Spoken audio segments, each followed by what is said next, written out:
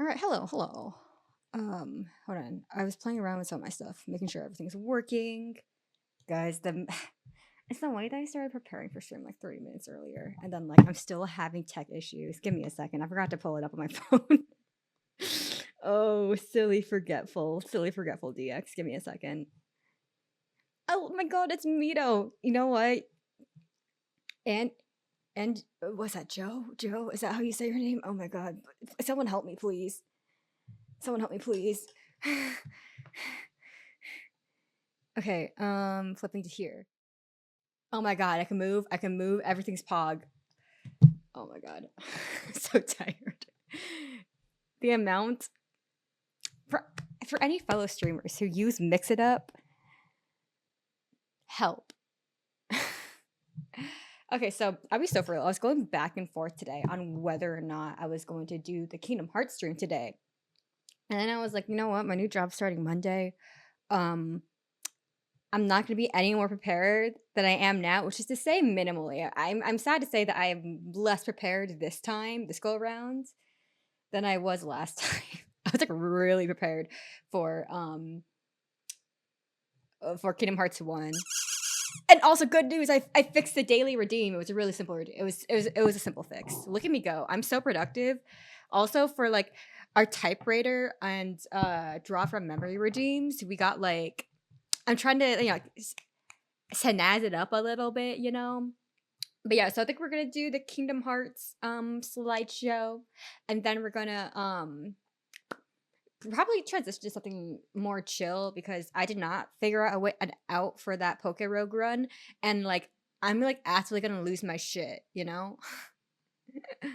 All right, so let's pull up some appropriately Kingdom Hearts music. Although I do love myself some Sonya Shide. DJ put it back on, so good. Okay, let me find my playlist. What the fuck is this? Real questions. Delete from library.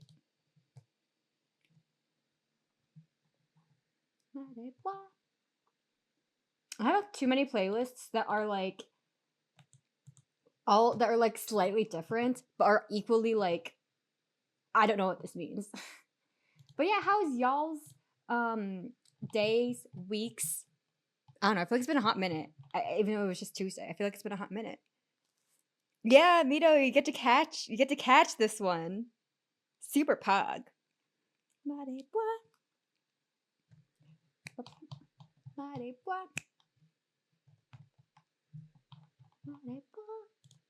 Okay. Getting that fixed up. Let me update our little. Okay, so y'all are gonna have to yell at me a little bit. Y'all are gonna have to yell at me a little bit, okay? Y'all are gonna have to yell at me a little bit. Because of I gotta watch this. Yeah. Okay, so audio bouncing. Y'all are gonna have to yell at me because as we all know, congrats on a new job. Thank you. Yeah, I'm so glad. I'm very excited. I was supposed to have my orientation today, but then like someone didn't show up, so they were like, "Can we reschedule for tomorrow?" And I was like, "Chill, pog. As long as it happens before Monday." And they were like, "Yeah, same sentiment on this side."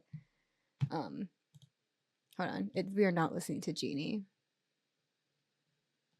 Let me pull it up to properly reflect what we're actually watching, listening to. Is it this one? No, that just turned it off. Is it this one? Yeah, I'm gonna rename this so I actually know what it is. What it is.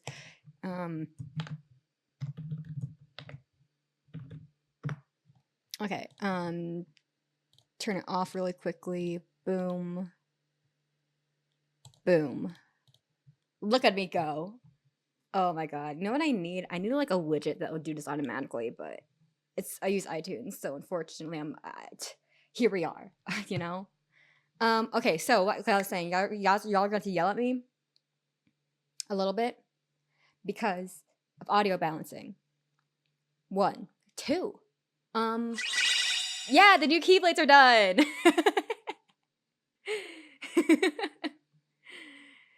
I'll tell you guys a funny story about how I had to work around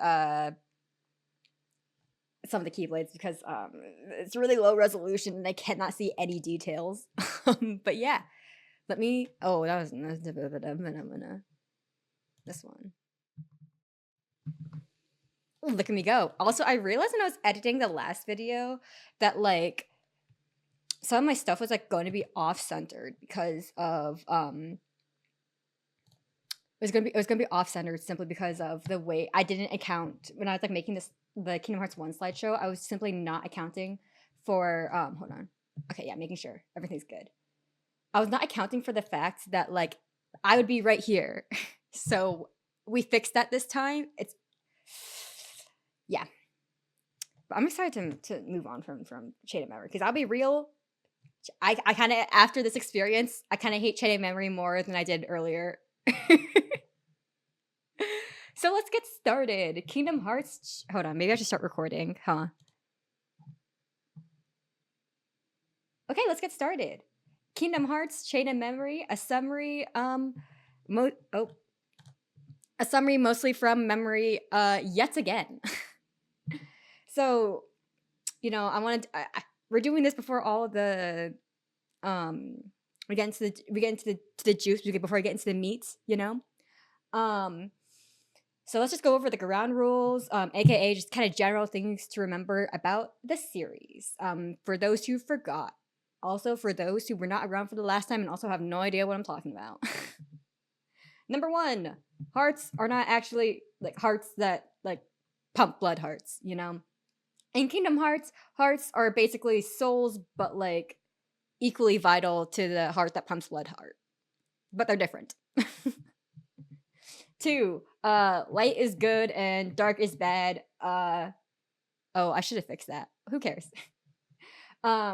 It's metaphorical and physical. There's a realm of light. There's a realm of darkness, as we all know, per the end of Kingdom Hearts 1. Rule number 3, if you lose your heart, you become a heartless, one of these guys, as we all know. But wait, there's more this time, believe it or not. So I have a query for you guys. So you lose your heart, you lose your soul. What becomes of the body? Well, Kingdom Hearts, the franchise, here's this question and has an answer that's equally stupid, okay? When you lose your heart, you become a heartless. We all know this. However, your body in that process becomes one of these guys called, stupidly enough, a nobody. So you lose your heart becomes heartless. It's kind of stupid. And your body becomes a nobody. It's I don't know. Spoiler alert, we technically won't know this by the end of this game, but like I'm teeing you guys up for success, okay? Also, just another note, losing your heart, becoming a heartless and a nobody, is not the same thing as death, as we know, supposedly. Number 4, Keyblades still do lots of things, but their function, is not really iterated upon, this time, so it's not really important. Just know that Keyblades do stuff. Keyblades do attacks and magic. Also, remember when we said that Kingdom Hearts centers their original characters first and foremost? Yeah, so you see less of these guys. And believe it or not, they're like less relevant than before. You guys basically will not be seeing these people. R.I.P. Final Fantasy. Now, I know it's been a little bit. It was my first time consuming any Kingdom Hearts content. Boy, what a way to join in, because we are about to be hashing everything from Kingdom Hearts 1 quite briefly. So, I know it's some of y'all's first time here. For those of y'all who are back, if you will, who have returned, it's been a little bit since the last time we did this, so I would say that's pretty important for us to remember everything from Kingdom Hearts 1. And I do quite literally mean everything, because Chain of Memories picks up exactly where we left off last time. And spoiler alert, we are in fact, directly iterating on the plot from Kingdom Hearts 1. So we're not only heavily relying on that foundation, as in, but like we are also picking up for like the shot from like from the end of Kingdom Hearts 1. Okay, so maybe I should stop babbling and get on with our story, huh? As a quick recap, once we defeat Ansem Seeker of Darkness, Kingdom Hearts 1 ends with Sora, Donald, and Goofy wandering aimlessly in this like green hill landscape area. And they're trying to find Riku and Mickey, who were last seen trapped in the realm of darkness. And this is quite literally exactly where we pick up. So they're traveling the Green Hill biome area tech demo, I don't know. And while they're traveling, some rando in a black robe comes up to Sora and is like, "Answer me these riddles 3, tee and kind of goads Sora into going to Castle Oblivion. And by the way, we are spending the whole game here. I wonder if the name has anything to do with the plot. Surely not, though. Ha ha ha. For those who know, you know. And just so you know, Castle Oblivion looks like this. It is literally the most boring setting wise. It is basically, for our purposes, blank ass rooms. White walls the whole time. So, and it kind of makes sense because originally Chain of Memory was a Game Boy game, so technical limitations. Still visually boring though. We could all agree on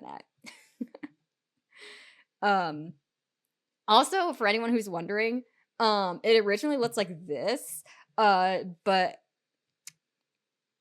Kingdom Hearts has this penchant for kind of like remastering games for newer, more updated hardware.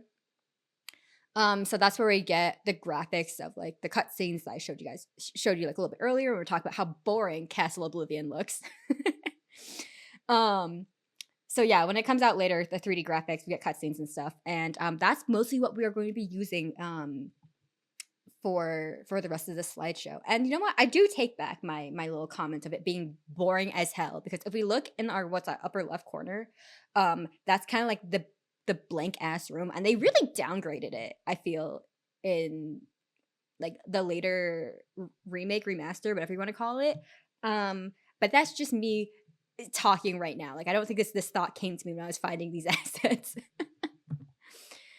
Anyway, so our 3 half pints. I found out when I was making the script that I fucked up the joke last time, but who cares?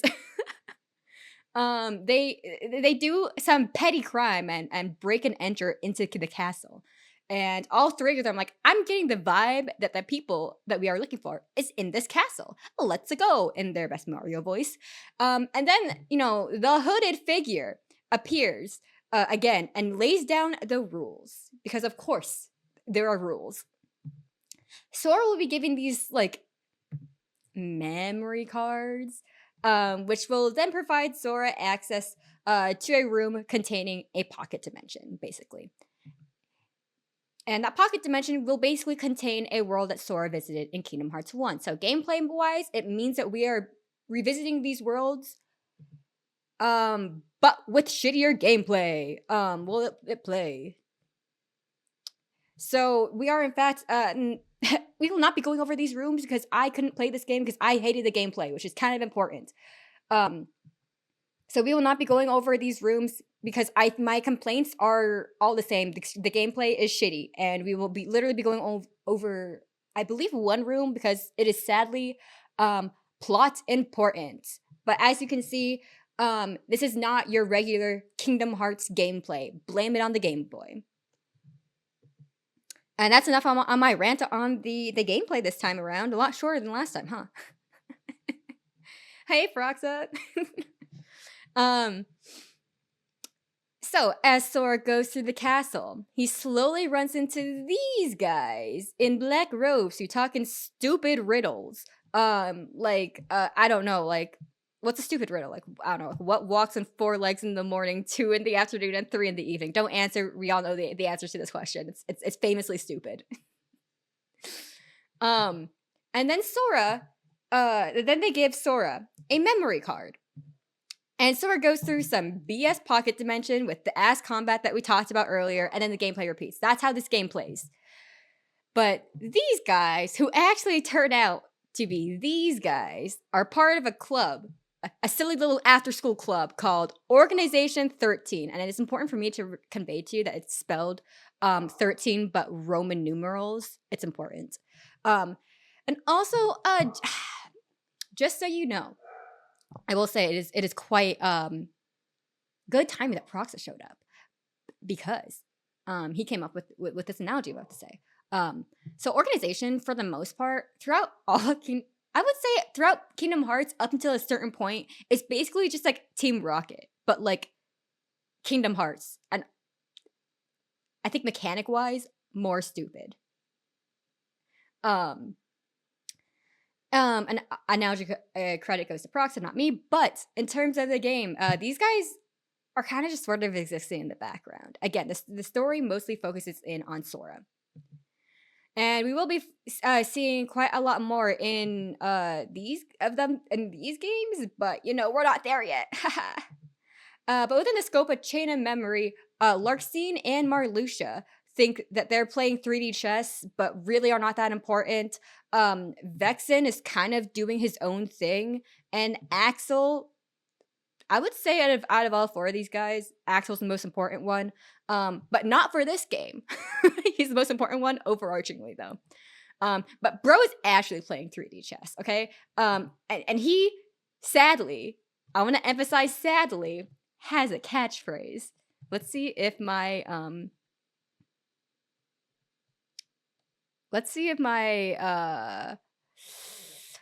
sounds work, okay?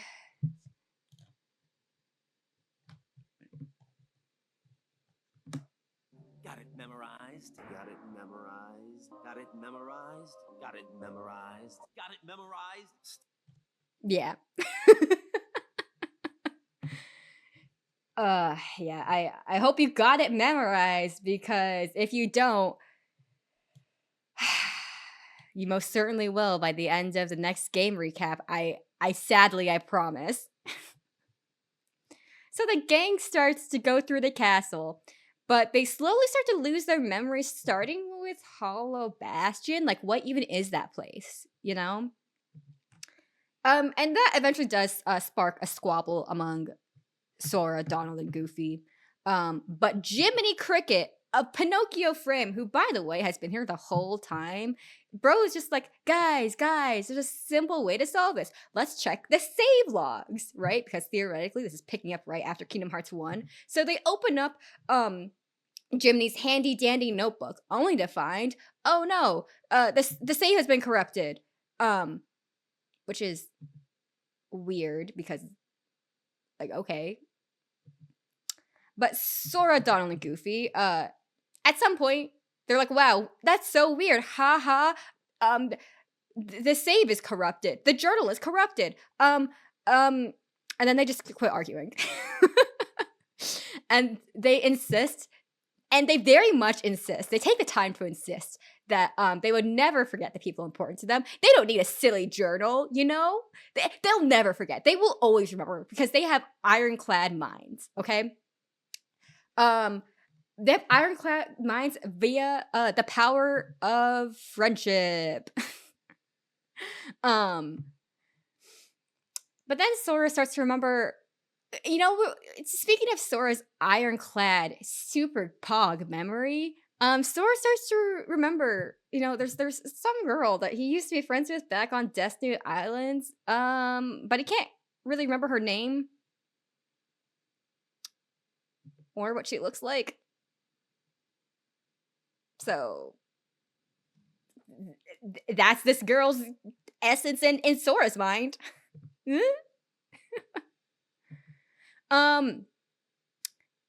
So in Sora's mind, it's just sort of like a fourth person from Destiny Islands that he's suddenly sort of just remembering. But only sort of, because he doesn't really know what this fourth person looks like, who she is, if she is a she. Yeah, and as he goes through the pocket dimensions, he does kind of, he starts to remember more about this fourth person, such as her name. It's Nominee, by the way, with the like little accent on the e, and she looks like this, and she's an artist apparently. Look at her drawing her little group photo, you know. So Sora fights Larxene and posts this Larxene fight. Larxene says like stupid riddles like where did the sheep go on vacation, you know? Like stupid riddles, like who cares? Like talk to me like regular, okay? And then Larxene like, oh yeah, so they fight. Whoops. But then like Larxene, you know, she lets it, you know, drop that the organization has Nominee and she's apparently in danger. And now, motivated with the need to save Nominee, Sora goes through a few more pocket dimensions and runs into Riku? Except Riku is Edgy Riku again? But Edgy Riku does the thing. Okay, but listen. Edgy Riku, he's kind of funny, okay? Right? Because he does the thing where you like run into an X in public, right? Like make eye contact, realize who you're looking at, and then run away. And so now Sora, Donald, and Goofy are over here like, well, that's weird. I could have sworn that Riku, first of all, looked like this when we left him at the door to darkness and the realm of darkness. Speaking of which, how did he get out? We sealed that door real good, you know? So then Sora comes across Vexen, who gives him a memory card that takes him to a pocket dimension of a place called Twilight Town. I don't know why it was small like that, but I swear he definitely went to Twilight Town, because you see remember this slide from the last slideshow? Sora just doesn't remember it because bro has super good memory, you know, as we all know. Inside the pocket dimension of Twilight Town. Oh my god, I almost forgot the name. Please help. So inside this pocket dimension, Sora meets with Vexen again in front of a mansion. But before Vexen can spill too many secrets, Got It Memorized Axel appears and says something along the lines. It was like really stupid. I think I copied it like almost word for word. It was something along the lines of, "Hey, yo, you know how we're all nobodies? Well, now you can be a nobody, but for real." And then he kills Vexen. Vexen is actually nobody now. It was stupid. Okay, it was stupid, and I was like, how do I condense this? Because I'm pretty sure Axel talks for a hot minute while he's delivering the "you're nobody, but now you're really nobody" line. And then they kind of just eat. But the second that Sora leaves the pocket dimension, the second that Sora leaves the pocket dimension, Edgy Riku shows up and he's like, "You're a loser," and you know what? I mean, Nominee's number one. That's actually me. Go home. And then Sora's like, "No, you're a liar." And then Edgy Riku goes, "I'm not a liar. You're a liar." Then they're kind of just like, pointing the finger at each other. So they kind of just like pointing the finger at each other like they're like 5-year-olds, you know. However, what? So they fight, and this one sends bro spiraling into like existential dread. Actually, Riku isn't the only one spiraling now because enough time has passed, and Sora's like, I really cares about Nominee, okay, and like absolutely needs to save her, you know. But Donna and Goofy are like, we literally only just heard about Nominee like 2 minutes ago. And also, like, you didn't know who she was for the past, like, I'm guessing, like, days, weeks, however long Kingdom Hearts 1 was, you know? Like, I'm not super convinced that Nominee is super, how would one say this politely? Real. You know? I think you might be getting scammed. Because, if you recall at the beginning of the game, even since the beginning of Kingdom Hearts, Sora's been all Riku, Kairi, and also technically Mickey. Riku, Kairi, you know, that's been his mantra the whole time. But now Sora's literally bleeding his heart out about like how important Naminé is to him. Like he's trying to gaslight us or some shit, okay? So Goofy and Donald are kind of just being, reasonable. Like, what if we just like slow down, Remember Kairi? Remember Kairi? Maybe, perhaps, and also maybe Riku. Although technically, I guess they did find Riku. He's just weird and edgy. And then Sora has this hilarious "you don't know me, mom" moment and like runs away. And I'm actually gonna show you this cutscene because for the most part, Sora's like this happy-go-lucky kid, right? But now it just feels like he's just trying to have like edgy Riku energy, and that's so funny to me. It's so funny to me. I'm going to pause the music because I think that this dramatic of music is actually going to ruin the vibe. Oh, it didn't play.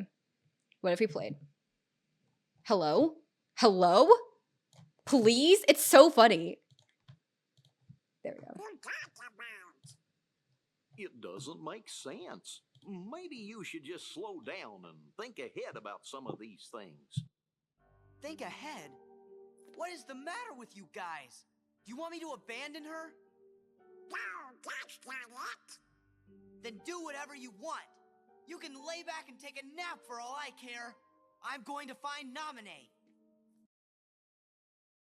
It gets me every time. I think it's the nap comments. It's so unnecessary. I don't know. It gets me every time. After that, Jiminy Cricket, as a reminder, bro has been here the whole time, and he's kind of like, hey, what if we chilled for a hot second, And Sora, yet again, has either, I think depending on how highly you rank that last line, read as, this one's also up there. Sora, that was no way to... Keep it to yourself. So, like, hello?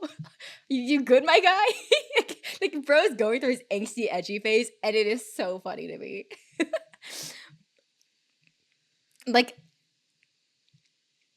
Sora, it's so funny to me because Sora has this, like, edgy, out-of-character, like, outbursts, but these do not make it into the out-of-context compilation. So I just need to show it off, Okay, so bro canonically solos some pocket dimensions, and next thing you know, he comes face to face with none other than Naminé, the person that he's been searching for the whole time since Kingdom Hearts 1. Don't you guys remember? And Sora's like, Naminé, I finally found you. Remember me? Oh, no. Okay. These next few animations might be a little bit rough because I thought I took notes, but I didn't. Anyways, he's like, yeah, Naminé, I finally found you. Remember me? I remembered you the whole ass time. And Naminé's like,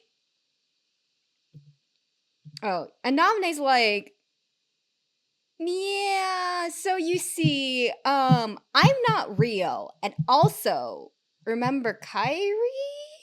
And Sora's like, who's Kairi? Like, I don't know what you're talking about. You crazy. So now I'm just like, oh shit. Okay. So you see, I may or may not have kind of messed up. So you see, I've been low-key manipulating the situation, and now like your memory file is sort of corrupted. We actually don't know each other. We'd never met before. This is our first time meeting. And Sora's like, huh? So, Naminé's about to explain more about, like how to fix the corrupted memory file. And then boom, guess who shows up? I give you one guess. Edgy Riku. And Edgy Riku shows up with the intent to murder Sora, per usual. But before Sora, can be ended, Naminé stops Riku, and then Riku legit drops like a puppet. And it basically goes like this. I couldn't find a better reference. Legit drops like Andy's coming into the room, okay? So then, to add to the party, to add to the madness of the party that's already existing, in comes Larxene with the express purpose of mocking the lifeless body of Edgy Riku. And, throughout her mockery, she's giving some very important explanation of what's happening. Oh yeah, there's Edgy Riku's dead body. So, Edgy Riku, plot twist, guys, huge plot twist, is actually just a puppet, canonically called a replica. Bro has been injected with fake memories, and all this is kind of resulting from Vexen's experiments. Pro tip: this is a silly little plot point. This silly little plot point of convenience is crucial from this step forwards. Okay, puppets are real. Puppets can be injected with memories. This is very important. Okay. But however, for now, we will be calling this puppet. We will be calling Edgy Puppet Replica Riku simply by the name of Repliku. He's Repliku now. But yeah, Larxene continues to go on her little villain monologue. It's real cute, and reveals that apparently, like, whatever the organization was planning, which is a little bit like unclear, but whatever they're planning, it went awry. The plan has things are messed up. So apparently, the plan, I believe, was to turn Sora, the Keyblade Master, into a puppet for the organization. To use by so it was to turn the Keyblade Master into a puppet for the organization to use by fabricating and manipulating his quote unquote memories of Naminé. But then I guess behind the scenes, Axel, remember him? I guess manipulated Naminé for his own unknown gains, which kind of messed up the plans. And I'll be real, Larxene, super nonchalant about the evil master plan not working. I'll be real. But by this point, Donald and Goofy catch up to Sora, and together, the 3 half-pints work to beat up Larxene. She's dead now.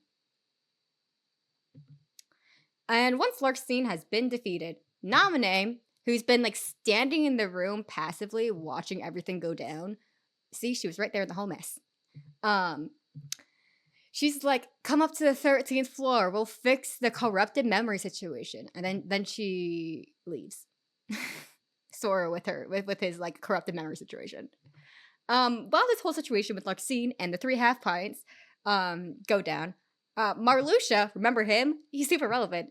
Bro's been dealing with Axel, so I guess this explains why Larxene was like chill about the whole Axel messed everything up. But anyways, these guys fight. And just to kind of like clarify, because a lot of this game is about everybody lying to Sora, okay? And I've been trying to convey that story from his point of view, because that's kind of the most authentic way to tell the story. So another thing to note, is just as a result, almost everything Sora is hearing from the organization is a lie to some degree. So you got to take it with a grain of salt. But basically, we got to take it with a grain of salt, especially after this title. But anyways, all 3 of these guys are in fact in Kingdom Hearts Team Rocket. It's not like Axel has been like undisguised. They're all a part of Kingdom Hearts Team Rocket. But Axel has his own thing going on. No one really knows. No one really gets it, but he's kind of he's working through some stuff, okay? He's working through some stuff in, like, probably should go to therapy, but can't, I think his actions result in directly betraying the organization at this very moment. Anyways, so during the Marluxia Axel fight, Naminé, who's literally going about her business, I hate to coin this phrase, but she kind of pulls a Kyrie and is yet again taken hostage by Marluxia, specifically so that Marluxia can use her as a meat shield and or leverage. But of course, Sora walks in on the situation. He gets one glance on what's happening and takes the bait. So now Axel and Sora fight while Marluxia and Naminé just sort of quietly leave. They just leave. They go home.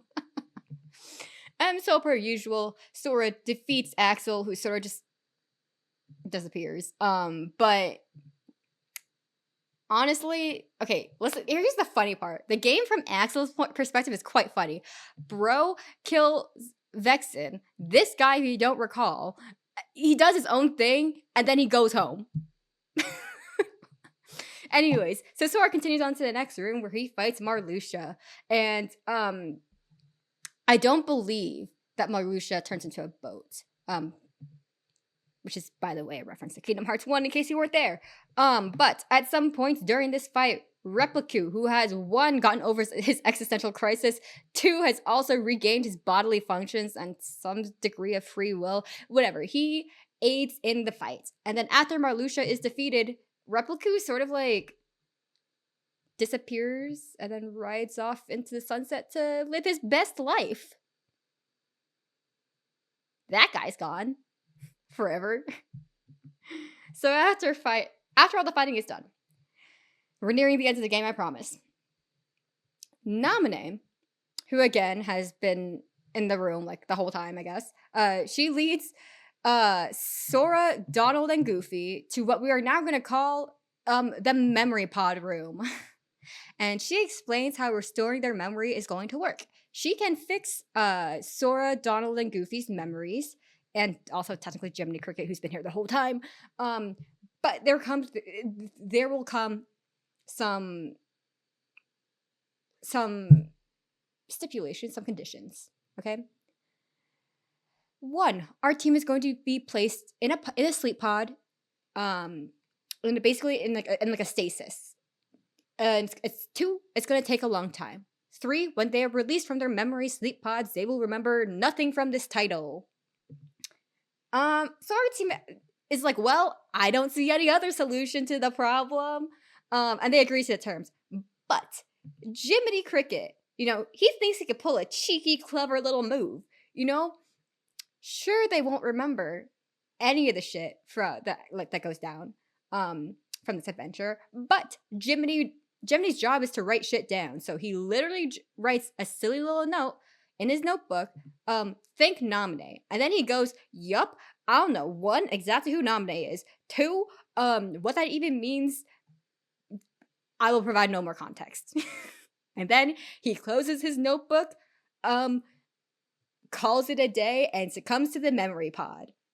That's not gonna haunt us in a future title. The end. But wait. We're only halfway through. You see, Chain of Memories is actually broken down into 2 different stories. Sora's route, which we just went over, and Riku's route. It's this Riku, not that Riku, because it gets confusing, so I am now forced to use little name tags from here on out. But Riku's story runs mostly concurrent with Sora's. But it does start after Sora and the gang have already committed a minor crime of breaking and entering, okay? So, the question has been, well, we saw Riku at the Door to Darkness, but what has Bro been doing exactly? Because aside from the little gaslightings throughout all of Sora's route, this story still takes place in Castle Oblivion, right? So how does Riku get to Castle Oblivion? Believe it or not, we actually catch Riku, who's been floating through a dark void, and then and I'm not kidding, hears the voice of God, I assume, and the voice of God provides him with a memory card, which upon receiving, poofs Riku to Castle Oblivion, insert obligatory world title because we don't get a lot of those. So let's talk about these little cards in the context of Riku's storyline. Well, Sora's memory cards were mostly just like funny little cards that allow him to recall his silly, goofy little journey from Kingdom Hearts 1. You know, it's the perfect disguise for a waste of time. Riku's actually has more narrative purpose, believe it or not. Like, I believe Riku's first card is about facing one of his darkest moments from the first game, which is like when he became evil, or like when he killed Maleficent. I don't know, something like that towards the end of the game. And that's kind of the running theme of his cards. Like, I don't know, whatever the point is that his first card occurs from his point of view, late game Kingdom Hearts 1. Who cares? But also, importantly, the voice of God turns out to be actually Ansem Seeker of Darkness. So actually sort of the opposite of God, one would say. But bro is trying to get Riku to give into the darkness and become edgy Riku again. But then Phantom Mickey appears and scares off Ansem, Seeker of Darkness, and promises to Riku that one day Phantom Mickey will become Corporeal Mickey once again. You know, Mickey's just trying to figure some shit out, okay? So during Riku's route, we see more. During Riku's route, we get to see more of the members of Organization 13, and kind of get more of an insight to what's going on there. But we meet two more members who are relevant to Riku's side of the story: Lexius, who doesn't talk much, and Zexion. Don't know why their names rhyme. And also, technically, we're reintroduced to Vexen, but like, who cares? But also, one thing to know is that all these organization guys have names that are anagrams of other names, just without the X. So you have until Kingdom Hearts, I think it's Kingdom Hearts 3 or Kingdom Hearts Dream Drop Distance, to figure out what the anagram is. I'll promise you, I think Vexen is probably the easiest one, because the other guys' names are a little bit goofy. But the three of them are, at some point, are just kind of standing around and trash talking Marluxia's plan. They think it's stupid and dumb, and that Marluxia is also stupid and dumb. But importantly, these guys do in fact know that Riku and Ansem Seeker of Darkness are in the castle, because Riku, I guess, is subconsciously drawn to Sora. I don't get it. They don't get it. Who knows?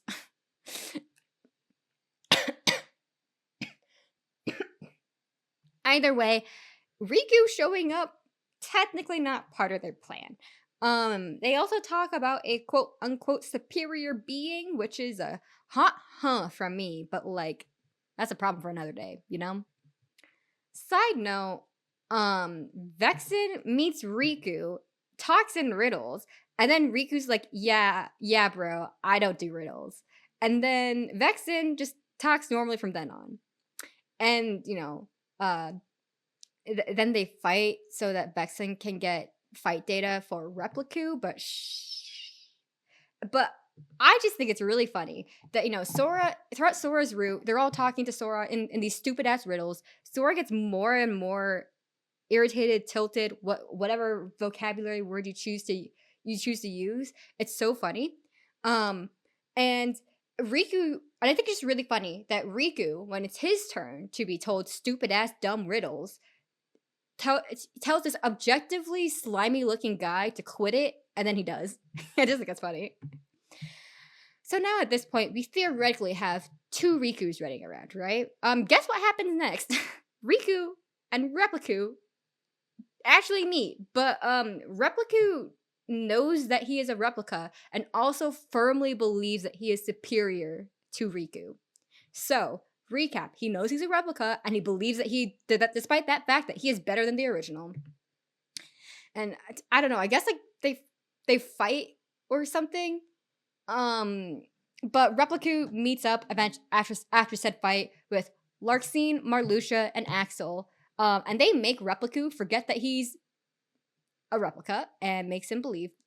And he also makes them forget that, you know, like, there is a real Riku, you know, that they make him believe that he is Riku. And once Repliku knows what this plan is, because they're talking in front of him, but not to him, you know? Bro is pissed. He is pissed. I believe he... Hold on. I have a quote down, but I think it is better if you guys hear it from the man, the myth, the legend himself. The real Riku is a wimp who's afraid of the dark. What do I want with the heart of a loser? Any objection? Like, I just think it's so funny. What do I want with the heart of a loser? You know? Ladies, gents, non-gendered terms of equal respect level, I think if you date trash, because we all date trash at some point, we should be telling ourselves that at some point, you know? But yeah, bro still gets, so yeah, he's pissed, but his feelings don't really matter to the organization. They wipe his memories of being a replica, and he's off to meet Sora. So back with what do I want with the heart of a loser? Back with the real Riku. By the way, by this time, so Riku's story is not like as in depth as Sora's is. To even access Riku's story, you have to go through all of Sora's story. So his story is much more condensed. So by the time we catch back up with Riku, the worst that she can say is no. Anyways, listen, it's brutal, but you know. Oh, I can turn music back on. Anyways, back with the real Riku. By the time that we catch back up with him, Vexen. Oh, whoops. Vexen is super dead. So yeah, a little bit of time has passed.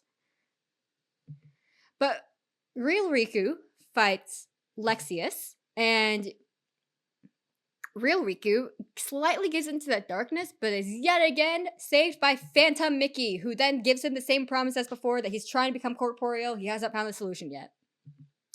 And by the time that Marluxia has been defeated, Zexion?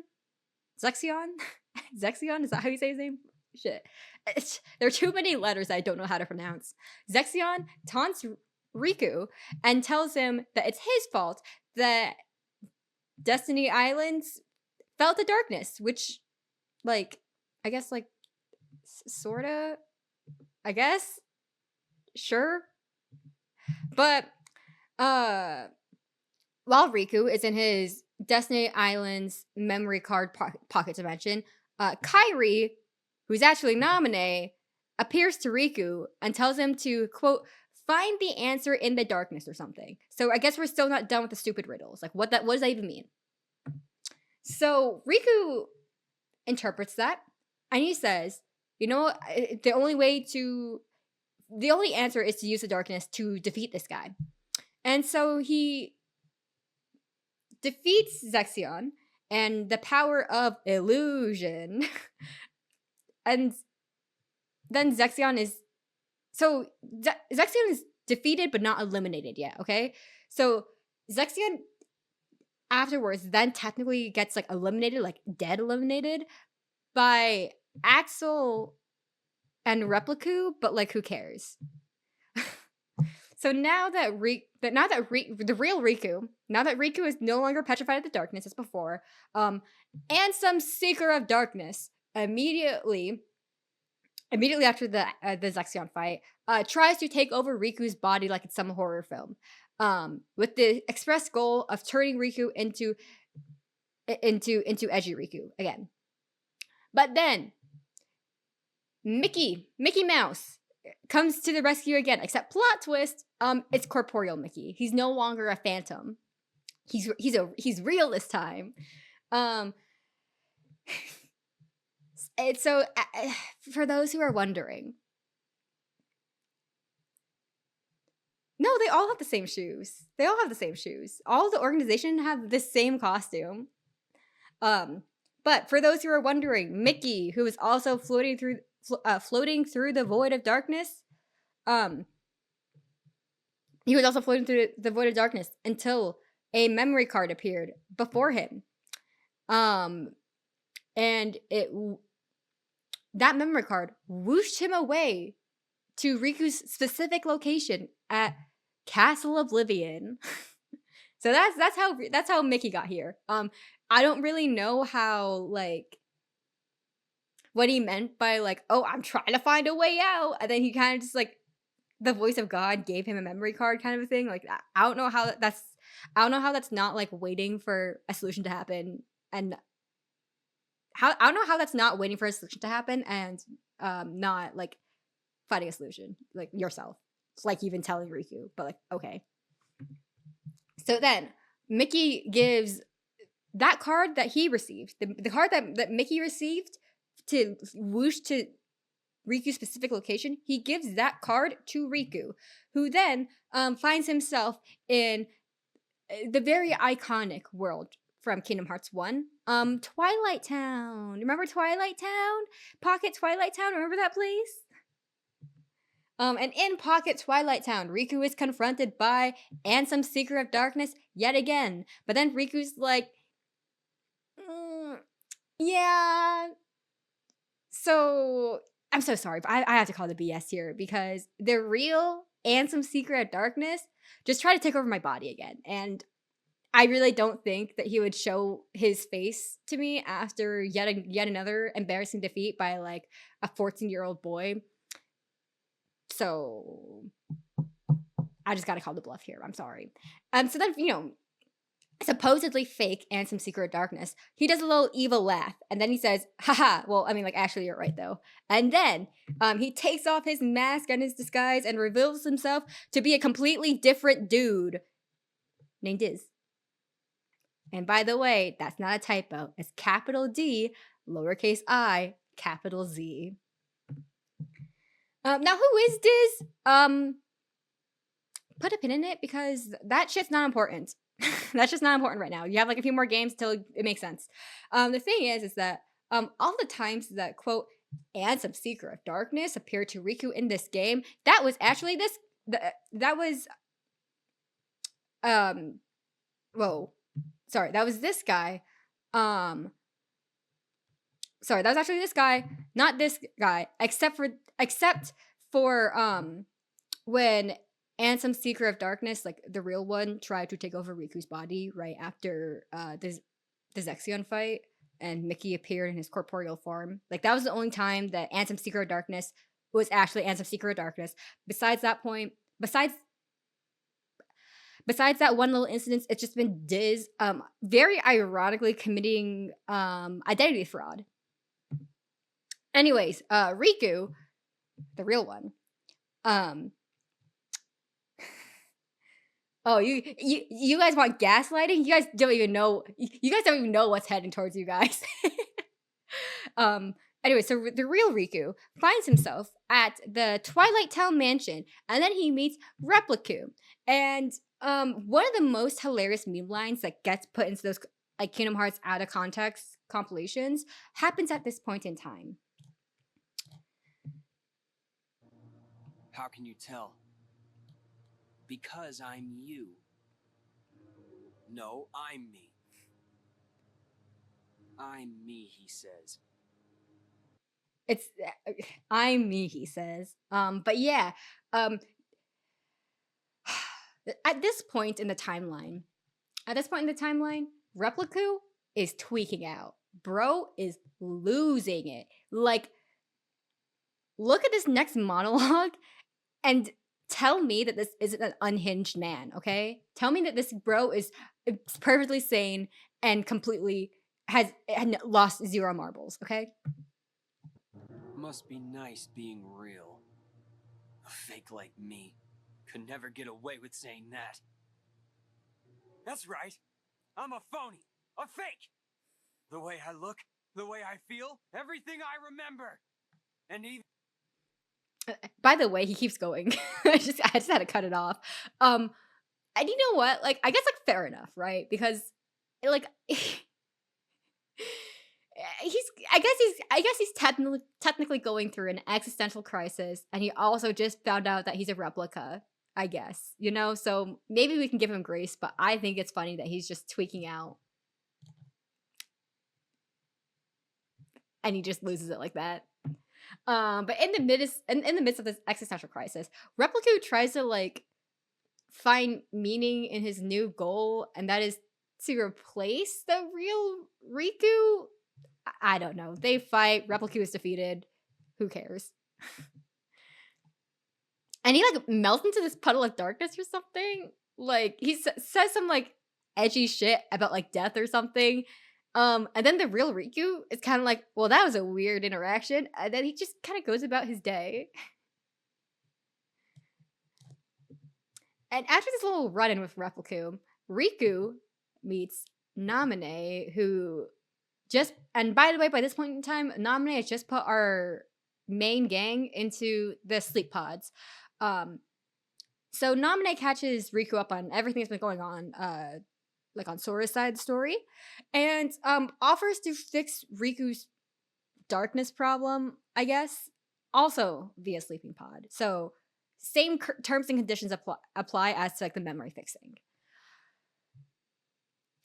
And, you know, if Riku was in the sleeping pod, Ansem wouldn't be able to take over Riku's body, which is, by the way, like a quite serious risk at this moment. But Riku respectfully denies Namine's offer and basically says, nah, I'd win. And then he goes off to fight Ansem's Secret of Darkness in his heart again, so that the risk of this guy becoming edgy again is negated. However, Bro can still, after fighting Ansem's Secret of Darkness and winning, Bro can still feel Ansem like lingering somewhere in the darkness of his heart. You know how it is. And Mickey is like, hey, what if I joined you in your internal battle to defeat the darkness?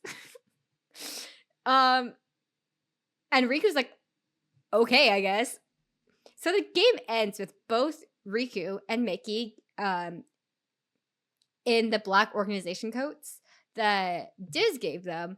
This guy, in case you forgot, because he's I know I introduced him in this slideshow, but I cannot emphasize how not important he is in this game. And it ends with essentially, and here comes the stupid part, okay? It ends with Riku neither taking the path to light nor to darkness, but rather the path between, a path to, one may even dare say, twilight. But the end, for real. There is no Mickey route. We're actually done now. There's no Namine route. We're done.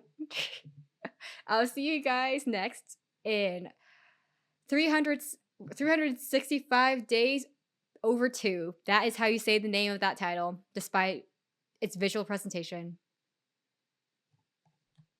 Yippee! Oh my god, that was a lot more rough than I remember it being. But I genuinely hate Chain of Memory so much. Like, I cannot emphasize how much I hate Chain of Memory. Like, I think, 365 days over 2, it's gonna, like, be more interesting. But yeah, so I guess the important takeaways are that, so the overarching important parts, okay, are 1, replicas, 2, Diz, and I guess the organization. Yeah. Let's flip. Oh, I should choose the category, huh? I know, like, entities like out of town usually yells at me to change the category. It's okay. But yeah, I hope you guys enjoyed. I, like, struggled to finish that. I'll be so for real. Like, I struggled to get through the script. I struggled to get through the slideshow. I have to do like multiple passes. It's been a little bit rough.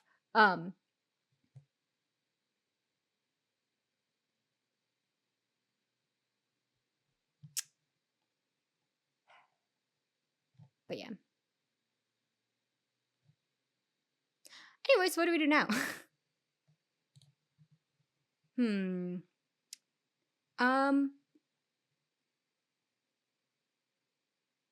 Hold on. I need to like check something real quick. But yeah, how do you guys feel about maybe the most boring? I wouldn't dare call it the most boring game because sadly we do have more boring games in the series to go. But how do you feel about one of the more boring games? I would say.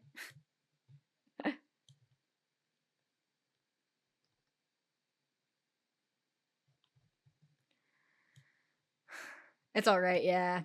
How do you feel about Nominate? Nominate's sticking around, guys. Nominate is going to be here until the end of time. Nominate is sadly very important to lore. Believe it or not.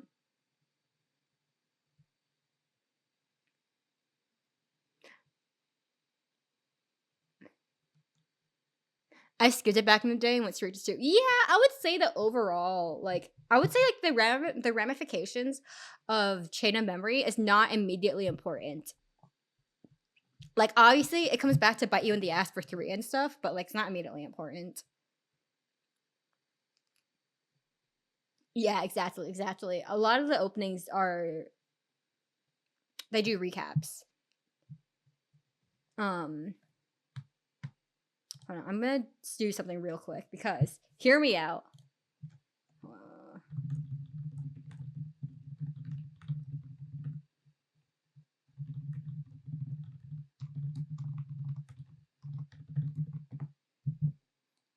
Okay.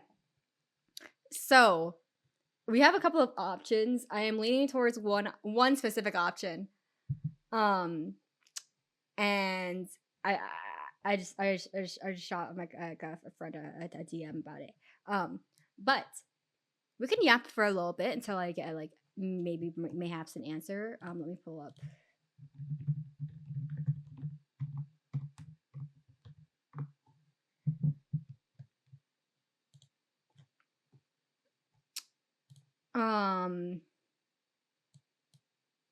Yeah. We can yap a little bit. I've been wanting to yap like the past like week, but like Poké Rogue really did take over the brain on Tuesday. I'll be right back though. I do need to run to the bathroom. So I'll be right back. Oh my god! Imagine if I hit stop streaming instead of like instead of just switching scenes.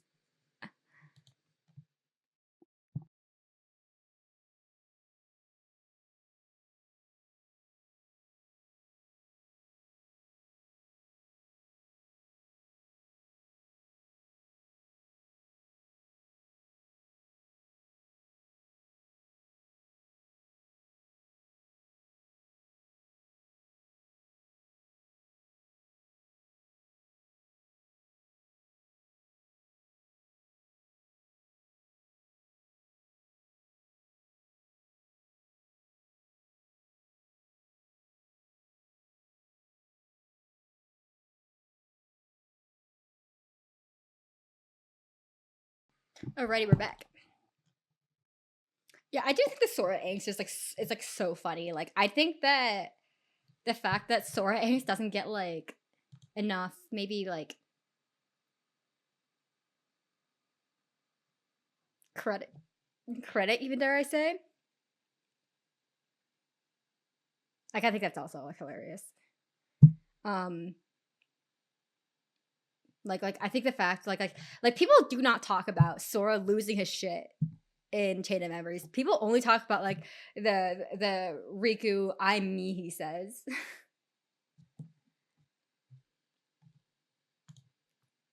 But yeah, how is like everyone's week been? I feel like we haven't been able to like yap properly in a hot minute, and I'm down to yap a little bit while we hold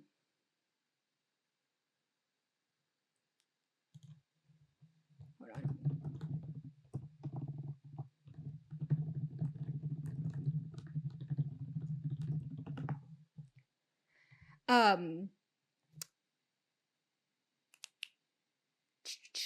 Yeah, I feel like I don't remember what I was saying. I literally, my brain went like elsewhere for like the fattest of fat seconds. Um, when was like the last time we all just like yapped? I feel like it's been a hot minute. I'm trying to, I'm trying to think. Like it was probably maybe like the last time we did art and whatever, and I don't remember when that was. It's been a while. But yeah, so okay, let me talk about some like I guess like the technical end. I know it's been such a hot minute. It's been a while. I guess I'll give you guys some insight onto what's going on my end. I think in terms of Kingdom Hearts news, first of all, one, I've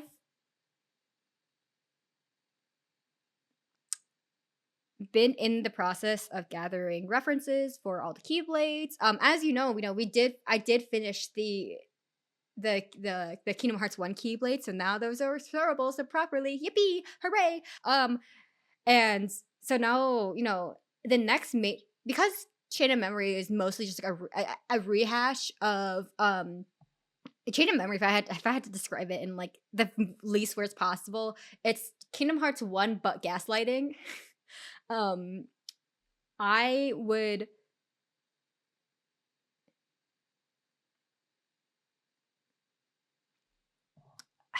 so like I didn't draw new Keyblades for explicitly for Chain of Memory, but 365 days over 2, is 68 days over 2? I don't know. And again, number dyslexia. I don't know. Those numbers are not retained in my head. But that game, there are new Keyblades, but it's originally a DS game, so the assets are like just so tiny. They're so tiny. It's really hard to see. I tried to use them as a reference, and I was like, "Yo, I can't see for shit on what's happening on this Keyblade." So we had to scrap that, and we might have a little Organization 13 temporary redeem for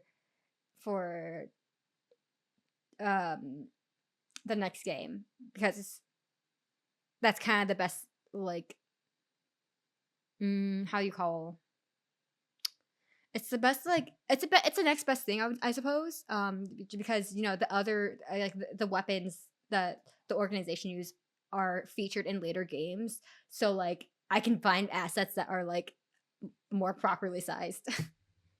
um but yeah, I guess I did talk about what happened to me this past weekend, i.e. the food festival, but quote unquote food festival, because like 16 vendors dropped out, so it can't really be a food festival if they're not like hella vendors, I would say. But yeah, so I mentioned that I was there with a friend, right? And that friend she's engaged, and her fiance is like super nice. You know how we said, oh, what would I want with the heart of a loser? I will say I do not think that the person that she is marrying is a loser, which is honestly great news. I would say I met his parents because they were both at like the Lunar New Year festival. So like I met him and his parents, and his parents are so nice. They're Korean, but like they were speaking Korean to each other, and I'm like, man, I wonder if they know that I know that they know what they're saying. Like, not that it's like a big deal or anything, but like I have a super white last name because I'm adopted. So it was kind of just like, I know what you're saying. This feels nice. This is the only thought I was thinking. I wasn't really trying to eavesdrop. I was like, yeah. I'm multilingual. Sorry, guys. I'm pathetic. But yeah, so I got her. So I knew she designed the wedding invitation. And like, I cannot describe to you guys how cute these wedding invitations are, but in the most like non-conventional way. Because I feel like when we think of like wedding invitations, it's like very like elegant, but like in a soulless way, I would dare say. You know what I mean? Like, it doesn't have personality. Like, it's just like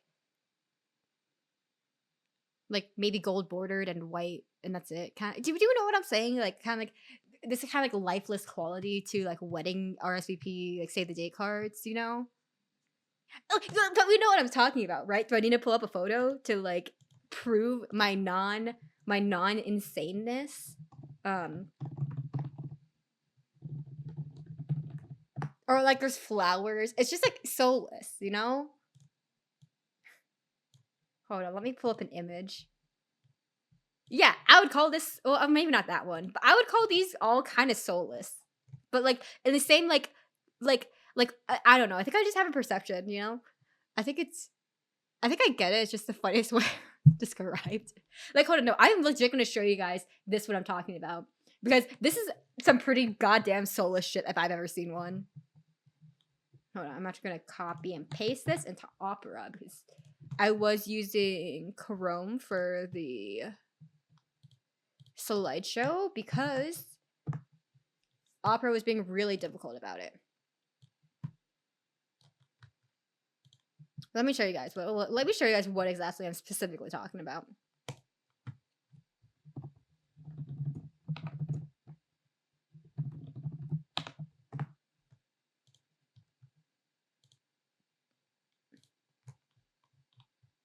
Oh, and that's a sound. That's sound. You guys, sound's not important.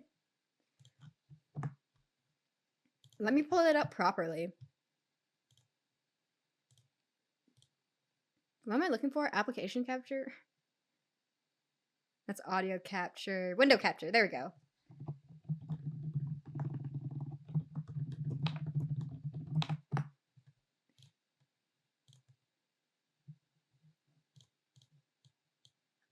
And then what if we put this behind me? Hold on. Whoops. Whoops. Hold on.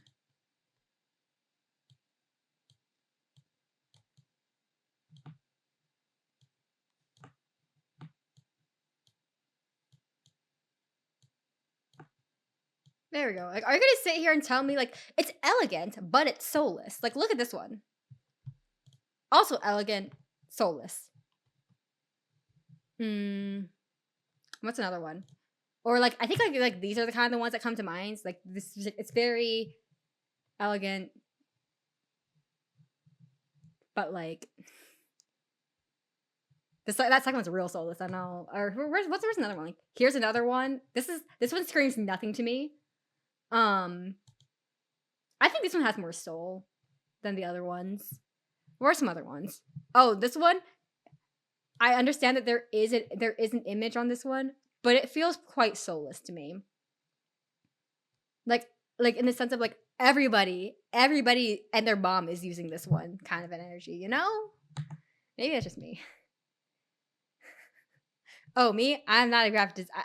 Bro, people can get snippy on the weddings. I want nothing to do with wedding planning for other people. But yeah, that's that. But so my friend designed her own wedding invitation.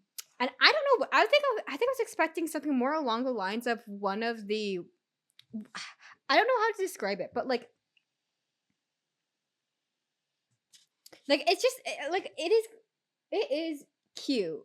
It's cute, but like it in a way that's like, oh, like this is the most like accurate representation of these guys' personalities, in my opinion. Like this is reflective of who they are like together. It's more reflective of like both their personalities. They're both a little bit silly. They're both a little bit silly goofy, you know?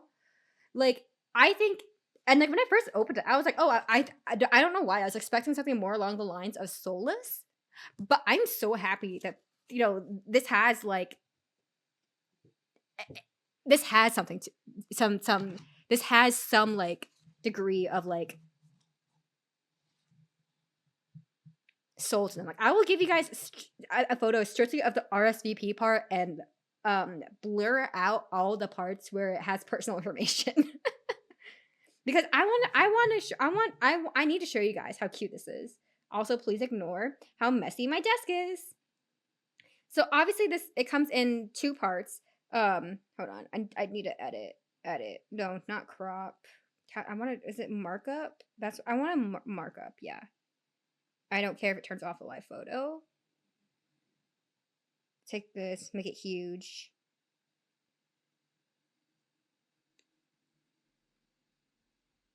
Okay, Pog, and then I'm sending this to myself.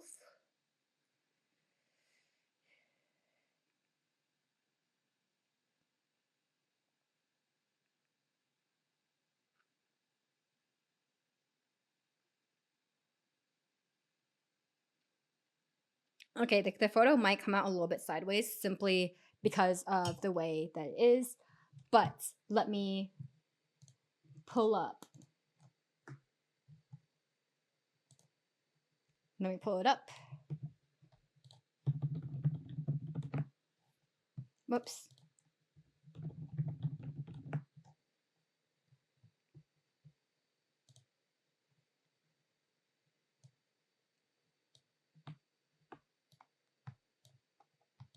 Okay, there's this. Let me internet but temporary.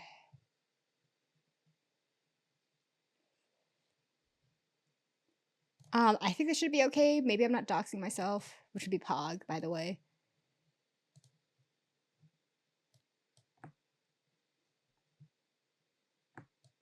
Oh, hello?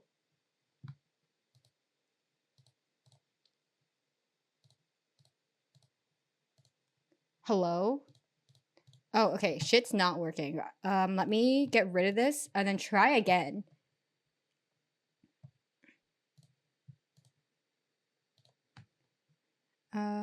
Window capture.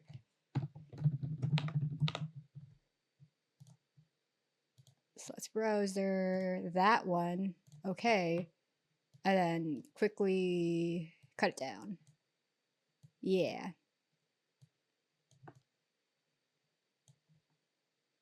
This is their, hold on, can I rotate it? Yeah. This is their little, this is their, the RSVP part. The RSVP part of like their card. There's obviously another card that has like, one, the details, hey, you're invited, this is the location, here's the time, and then everything. But like, this is not what I was expecting from like a wedding card, and I love it. I know, right? And this is, and like that's like very her. And I could tell in different parts of the card where it's like, oh, it's like more him than her. Like he approved of the design. I don't think he had as much of an opinion on the design, if I'm being for real. He didn't seem to have too much of an opinion on the card, on the invitations, when they were talking. But like, meh. But yeah, it's so it's cute. It's cute. It's so cute. Like, I think. I don't I like I think the thing is that like people want like cars to be like, oh, professionally done, right? Like, oh, I want mine to be timeless and elegant. The problem, and the thing is like I've mostly been to white weddings. And like my insight into planning has mostly been of white weddings. So like, and the white people that I know who have been married are like very traditional. Not like the I hate gay people traditional necessarily, but like some of them sadly are, but like more in the sense of like I want like a timeless wedding. I want like my classic very white wedding, you know? And you know, like everyone's different, right? And I don't think that these people are not going for a traditional wedding, and they're going for something for fun for them. And you know what? Like you should. There's already like I think weddings are already so fucking stressful, like for the bride and the groom and like everybody involved in planning. Like you might as well make it fun for you, you know? Like might as well make the actual event fun for you, you know?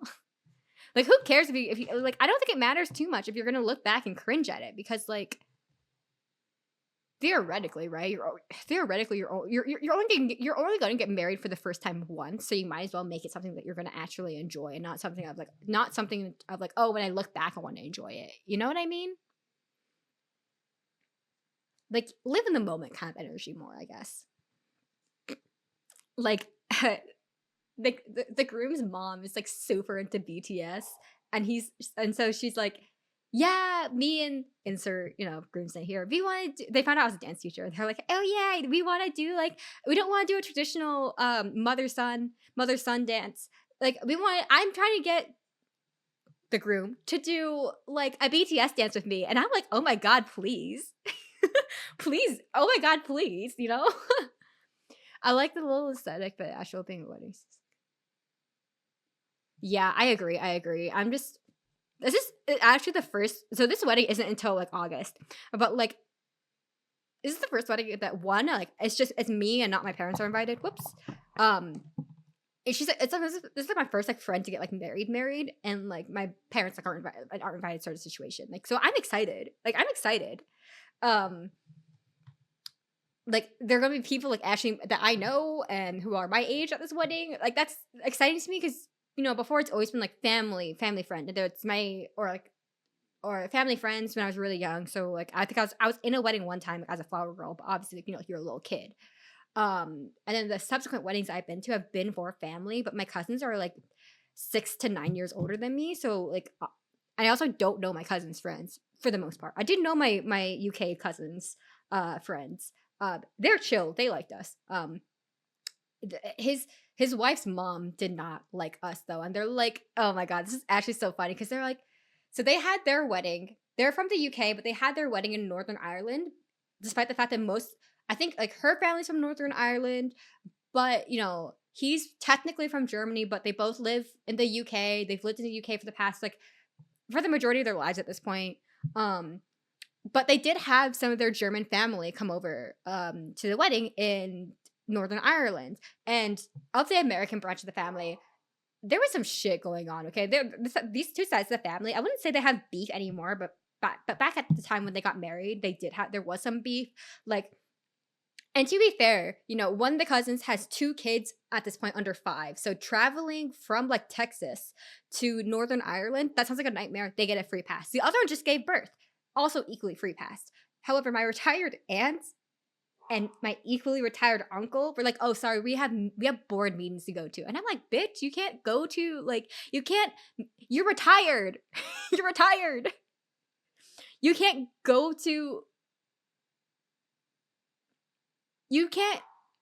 a wedding for your nephew who is the son of your dead brother because of a board meeting? Bullshit. Like there wasn't some like kind of like beef, and I would say that like our family, like my side of the family, we were like maybe not your proudest moments, but we had fun at this Ireland wedding. And at the wedding, so the bride's mom goes, thank you everybody so much for traveling so far. Like we have travelers from Germany, look how far they came. And we're like compared to the people who just like like came over from like England, yeah, Germany's far. But we came from America. Our flight is literally just longer, okay? Like, we came from America. I'm not saying that we need to have, like, emphasis, but, like, don't pretend like the Germans are the farthest travelers out here, okay? Like, the bride's mom gave -5 shits about us. And it was in a way that was, like, kind of rude. Like, I remember, you take like usually you take, pictures with the bride and the groom, with the photographer. And it's kind of an ordeal for the bride and the groom, but it'd be like that. Like it's like the wedding party, the both sides of the family, whatever, right? We got excluded from the family photo, and it got really weird because like at some point the mom's calling for, okay, now like my cousin's middle school friends or like high school friends. And we're like, really? They get really? I'm not saying that like again, I'm not saying that like the focus needs to be on us, the family, but like the extended family, but like we have a pretty damn small extended family. And we were really close to my cousin. We were like, huh. Odd.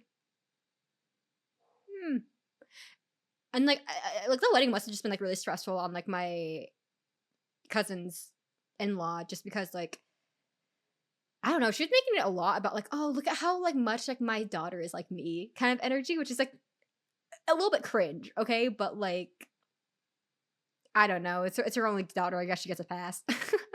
And the wedding was ultimately fun. But like, at the end of the day, like I didn't know anyone besides my sister, like. And I'm not saying, oh wow, it's like it sucks to only know my sister, but like I'm excited to be at a wedding with other 20-something-year-olds, kind of, you know what I mean? But yeah, I'm excited. It's just yeah.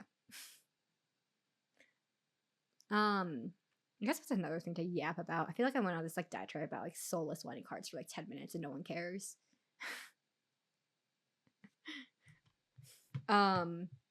Also, welcome back to the ads. I don't know. We're kind of just yapping. We're kind of filling space and time.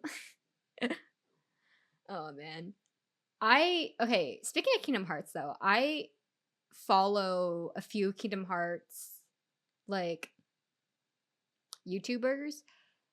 Bro, it's been such a dry year, and like some of the, I just feel like so like annoyed that sounds like the titles are so clickbaity. And I understand it's just a YouTube problem, generally speaking, but it's just like, oh, state of play, Kingdom Hearts. Bitch, we've heard no news, okay? We've heard no news. I don't know, man. I don't know. Like, because I guess, like, oh, what's it called? Missing Link, the mobile game, has had a lot of, like, I know, it's been dry as hell. And, like, Missing Link has, like, I guess, like, a lot of developmental issues, had a lot of, like, developmental issues. That's not the right term for a video game. They had issues in development, and like something about like with like with the geo something. It's gonna be like a large game, I think, because of like voice acting and stuff, and more. It's supposedly supposed to play more like the mainline games, so on and so forth, kind of a thing. I don't know, but like I don't know, man. I don't know. Like this game is supposed to release in 23, and now here we are in 25, and the world is on fire. Like, are we getting the game? But yeah, like I do think it is wild that like Square announced Kingdom Hearts 4 like so early. Like, and like the thing that's kind of annoying to me is that people are like, "Oh, what's happening with Kingdom Hearts 4?" like on the YouTube video, and I don't think any fans are like really expecting anything of Kingdom Hearts 4, at least like for this like next year. Maybe once we get more news like on Missing Link, we'll be able to kind of get an idea of what's happening with 4 more. But like we all know that we're not getting 4 for a hot minute. Like, you know?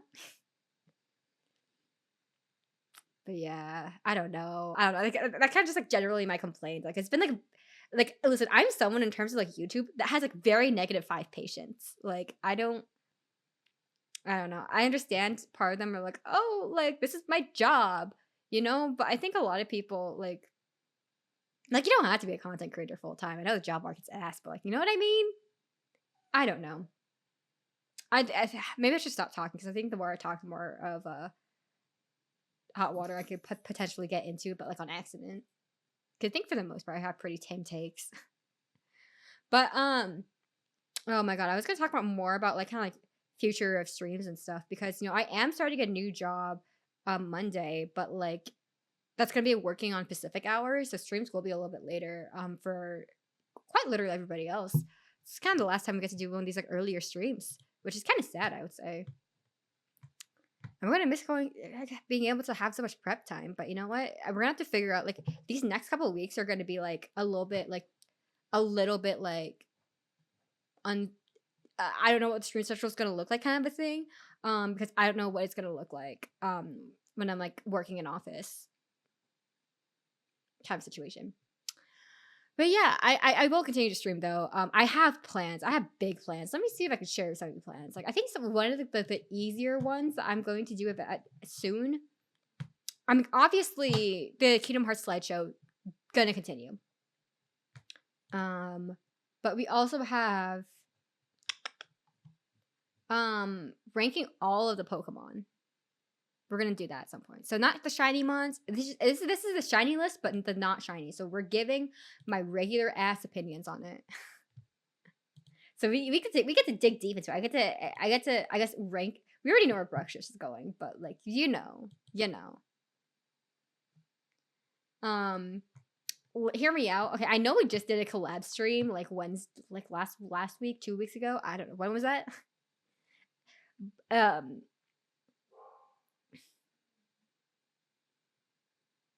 Oh my god, was that last week? It feels like it's been forever. But I do want at some point. This is gonna be a little while because I still need to recover from organizing the I need to recover from organizing the collab. But like I feel like I need to what I want to do is to get a group together to play, I think maybe the most chaotic evil game of all time, i.e. Settlers of Catan. And by most chaotic evil, I mean that's how I play the game. And I do think it would be a little bit easier. It's only 3 people to get together, but like, and I think it's like free on Steam too. So it's like, you know, but like, I have not played Settlers of Catan in a hot minute, and I just remember. Okay, I'm gonna expose myself now, but like, I wouldn't say evilly. My goal is not to win. My goal is to inconvenience everybody else on the board. Oh wait, hold on, pause. My roof is leaking.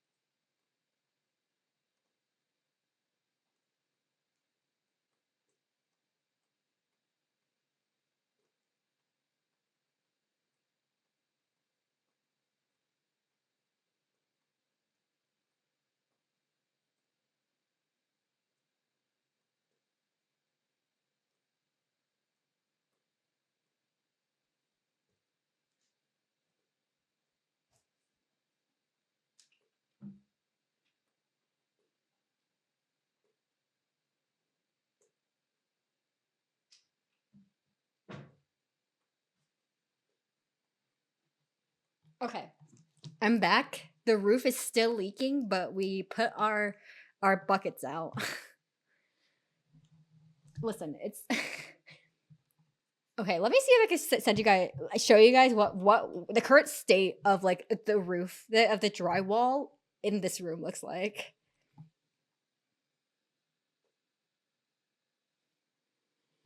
And then send this photo to me yet again.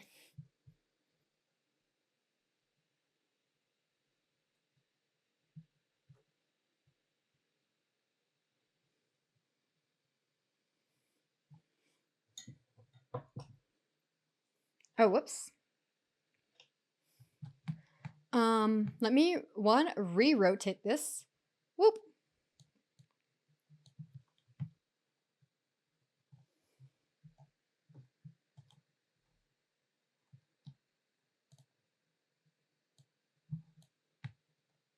What if I hold on?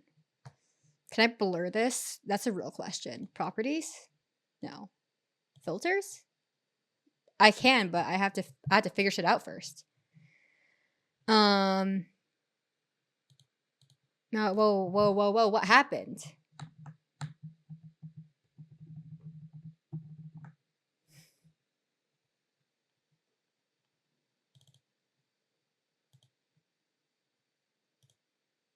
There we go. Okay, Pog. Turn that off so I'm not doxing myself right now. Yippee.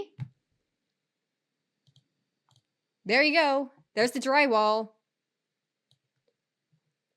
That's the roof right now. That's the drywall. So basically, this. Oh no, fuck. Okay. So the problem is that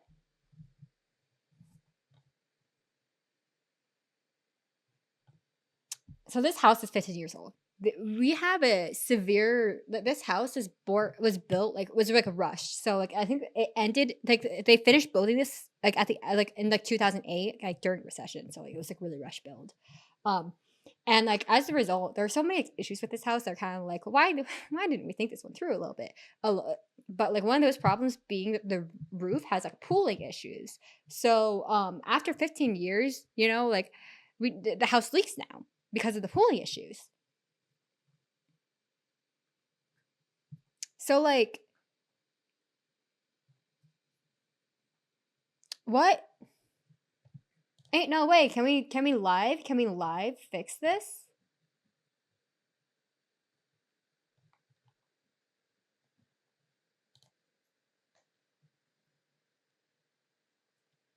I will say it does say on my end that Dot is in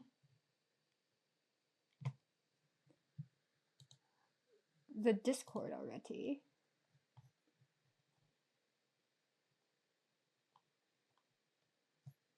I know for some people, for some reason, sometimes you have to like agree to like the rules like twice for some reason. Like I think like somebody like that helped.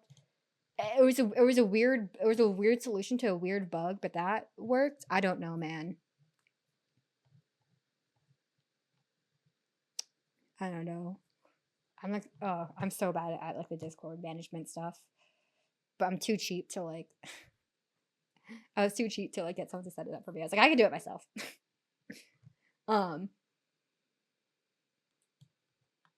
But yeah. Oh, here's another one. Okay, so let's talk about some fun stuff that's coming to stream at some point. Besides maybe at one point doing the most bombastic Settlers of Catan session that y'all have ever seen or experienced. So the end, I've talked about this before on stream a little bit, but the end of this month, I will have been streaming for technically, theoretically, a year. And I have been gearing up to do a little bit of it's a bitty tiny little debut, okay? And oh, she's already part of Discord, Pog. But yeah, so it's a bitty tiny little debut, right? New model.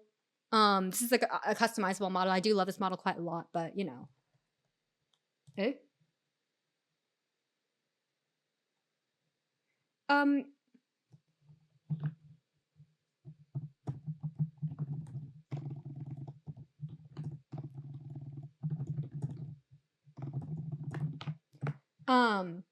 Hold on, let me pull up Blue Sky.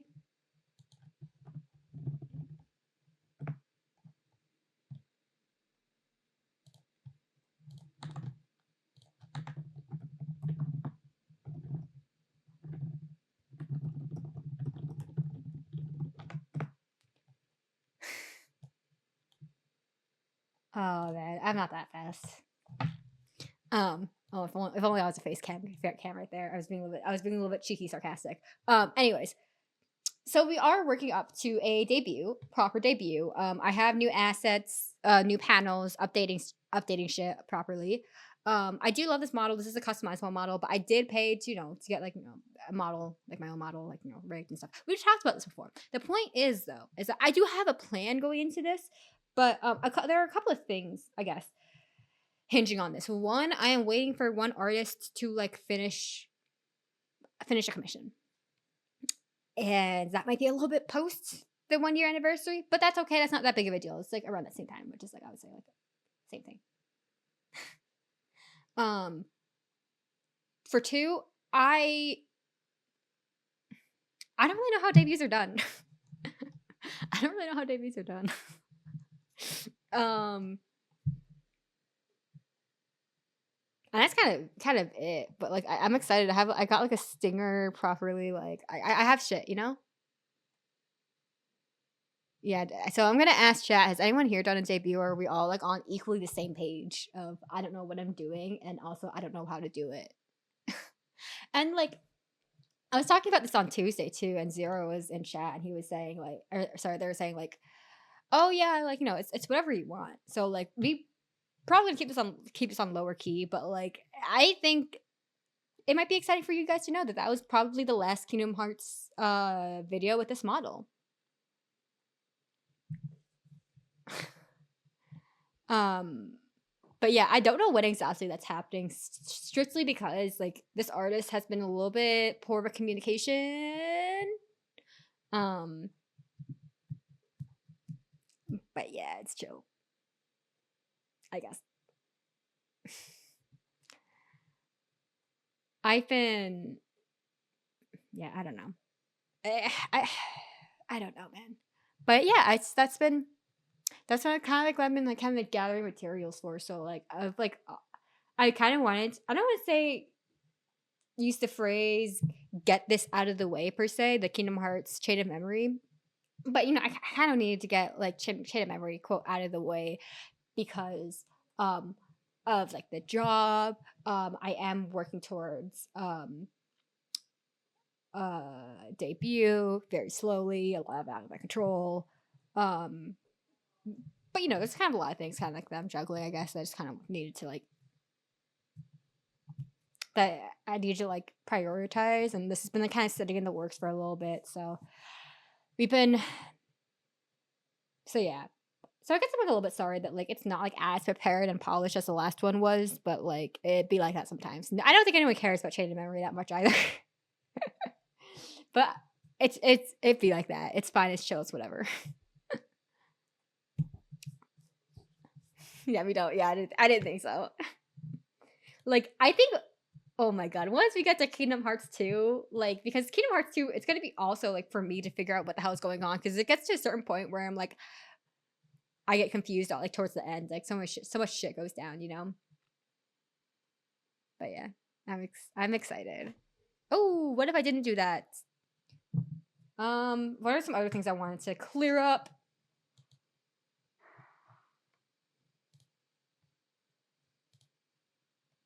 Oh, what if I didn't join a voice channel? um.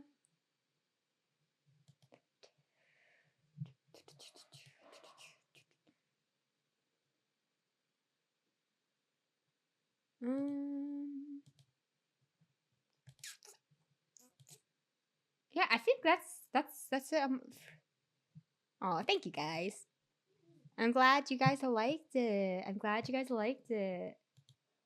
Finding a remotely interesting way to spin Kingdom Hearts Chain of Memory was kind of rough. Because I would call Chain of Memory an inherently boring game, but it's whatever. Yeah, I think that's kind of like all like the stuff like on my end in terms of like stuff for the future. But like that's kind of what to expect from me for like I listen to like maybe like the end of the month. I'm gonna be in the YouTube video. Yeah, I'm making a YouTube video out of the collab too, so you'll be in 2 YouTube videos. I'm sorry, I'm stupid. Yeah.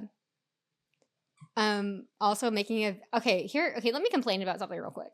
So I'm currently in the process of editing the ranking all the shiny mons video, but that was like a 4-hour stream, right? Granted we were yapping quite a lot, but like, oh my god, editing it down is so hard. It's so fucking hard. I hate editing. I'm still only stuck in Kanto. Don't do it, guys. Don't do it. Don't do it, guys. Don't do it. Oh, it's rough. Oh man, what else can we gab about?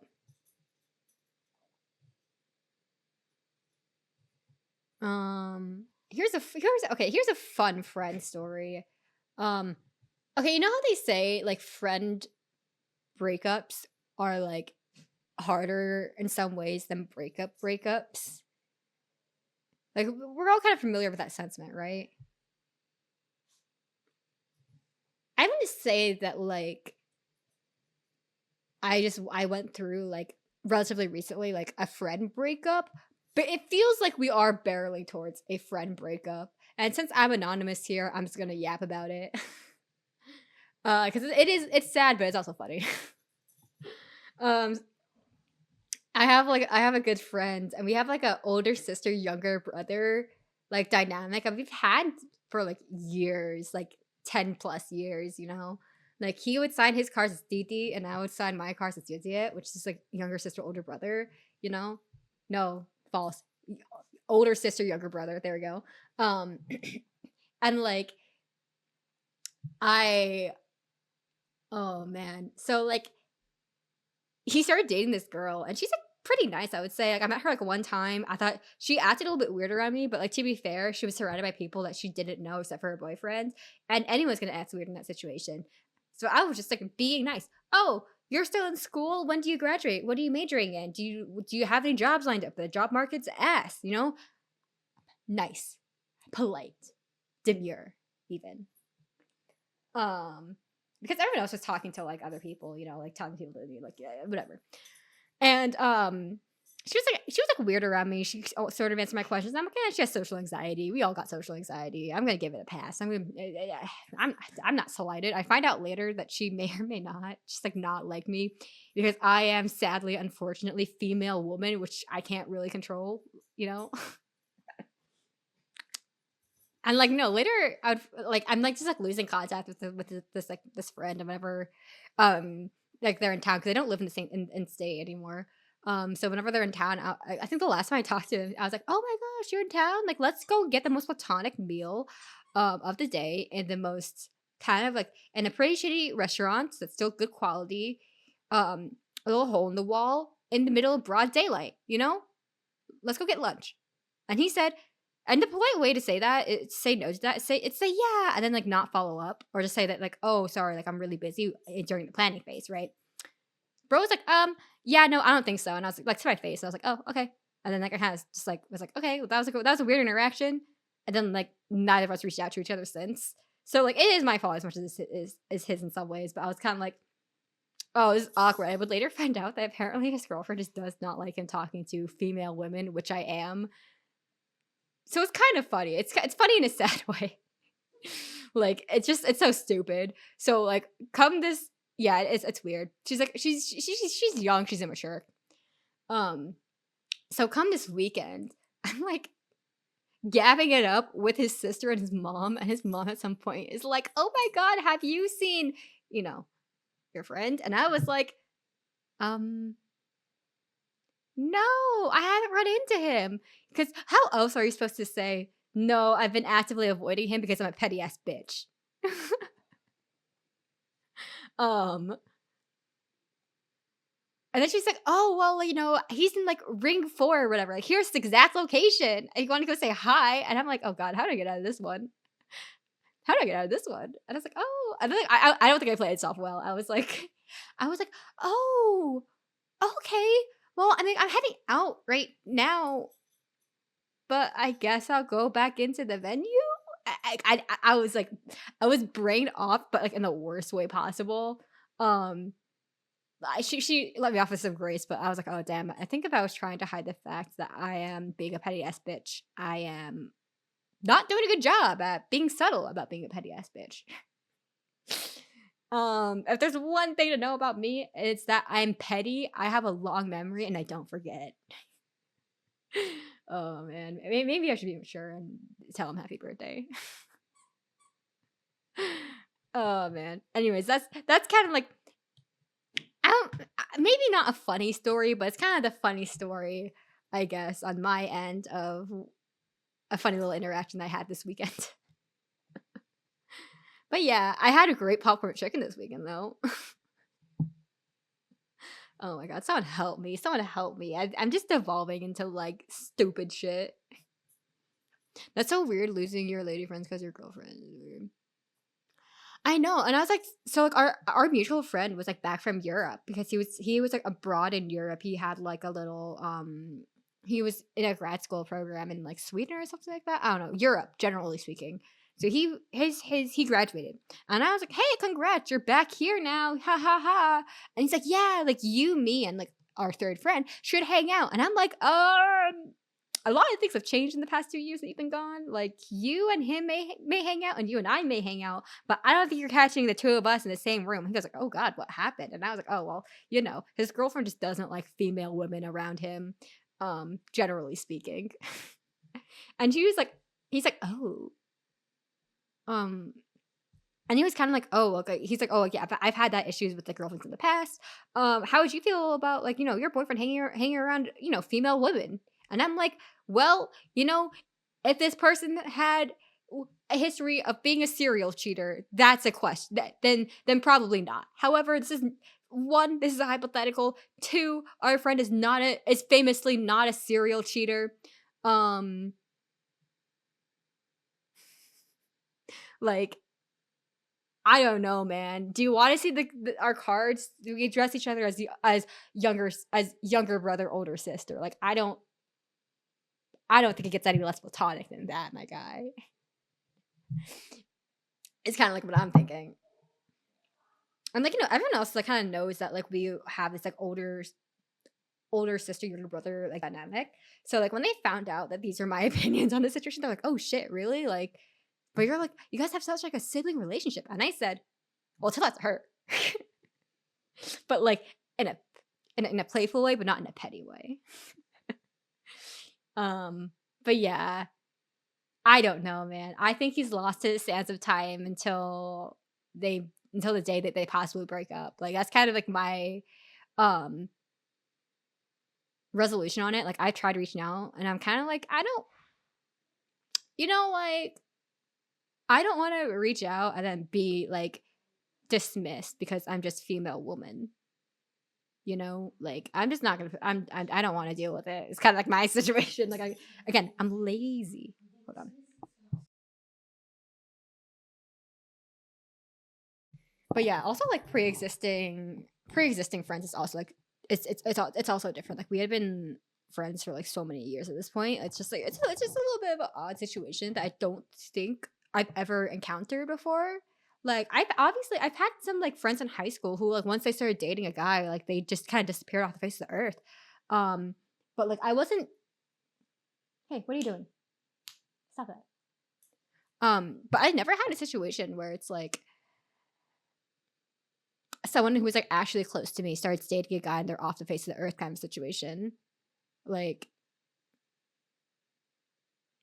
it's like I've never like it's never been someone who's like close to me where it's like oh like they start dating and then they're just like gone. It's just been like people that I'm friendly with, but like I don't really care if they're gone or not. Like I'm not that close to them. Like I don't have like 10 plus years of friendship with them kind of thing, you know. But this is someone that like we have 10 plus years of friendship. We fought like siblings before. There's one time that I don't know why he told me that one of our mutual friends was gay, and you know what? I'm like, okay, that makes sense to me. Not that he seems gay or anything, but like, if he's gay, he's gay. Good on him, you know.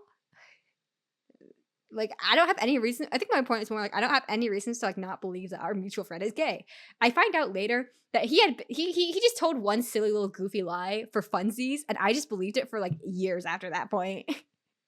So he's like driving us trying to find a bathroom or like a place that like not a gas station, but like somewhere that would let him like, you know, go pee, but like not fear for his like being stabbed publicly kind of situation. So naturally he couldn't find a kind of place. We're kind of like in like a sketchy area of town. So naturally I played the most, I'm like, okay, like I'm gonna play like sounds of running water in revenge. If he pees his pants, he pees his pants, you know? Like that's kind of like that's like that kind of, I would say that is a great moment of us kind of like shitting on each other, generally speaking. Also, bro is so lucky that I did not ask that mutual friend, "Hey, how's your boyfriend?" Because bro would be like, one, I'm not gay, because apparently he's not gay. He has no interest in men. And two, he would also be like, huh, you know. But yeah. So it's kind of sad to kind of lose that kind of friendship. But I'm also kind of like, it wasn't my choice. I tried.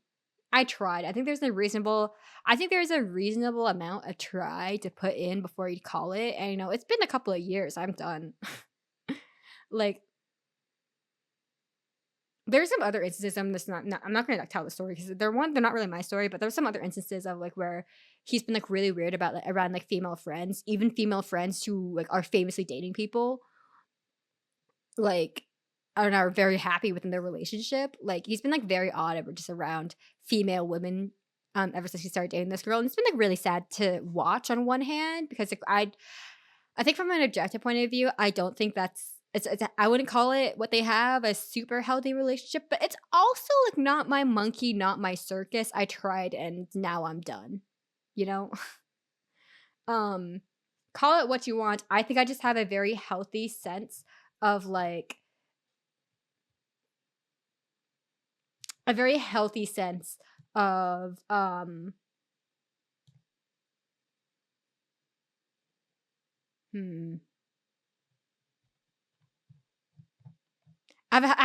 I have a healthy sense of self and healthy view of friendship, I think. Also, here's another thing I'm just reminded of that's totally not related to what I was just talking about. This is a Discord related thing. So here's something that kind of changed. Because I'm hoping this will promote more healthy interaction. And I am not above banning, okay? But I changed the promo channel to like promo generally speaking, just to kind of it be more in line of kind of like how the channel had been used. Like Bach had sent like some other streamers, some small streamers in there. I know I've like I'm like, hey, like look at these people. They're chill, they're cool. You know, like I've also used it at that like I think, you know, I've run into this across like other servers too, like just like as an observer. But like, you know, when there is a chance for promoting yourself, let that be art or a flat out promo this like channel, I would say generally speaking, it is polite to like interact with the community before you start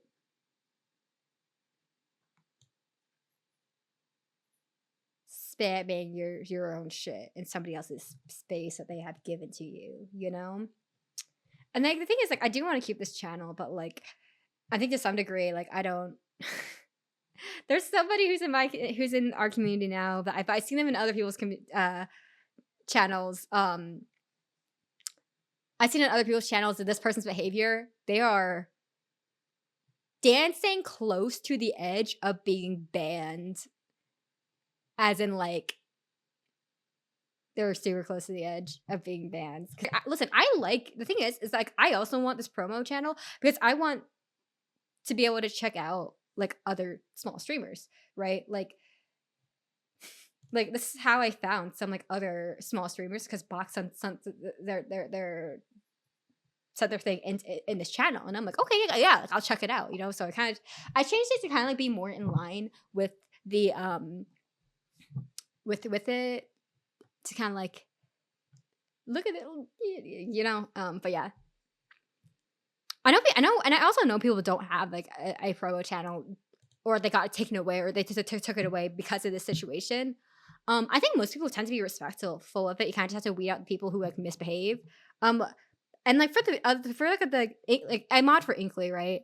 There's this one person that I kept my eye on the whole time because they said something like in chat once, and I was like, oh, I think I know where this is going.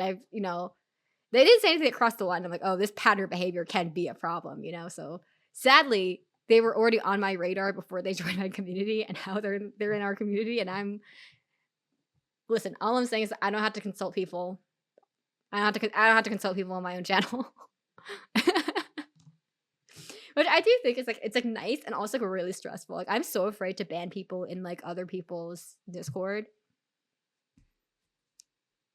But like I'm so not afraid to ban people here. I don't know. I think I'm yapping to no end. Oh, here's another thing that I think I'm just bopping from topic to topic at this point. But here's another thing. I like started playing Monster Hunter Wilds, mayhaps. I started playing Monster Hunter Wilds, perhaps. This is my first Monster Hunter game. I've never played any other game in the franchise before. I'll be so for real, guys. I have no idea what I'm doing. I don't know what I'm doing. I've not been able to sink like hella time into it because Mito, okay, hear me out. When at some point would you want to be able to like show me the ropes? I don't know if you play Wilds, but if you do,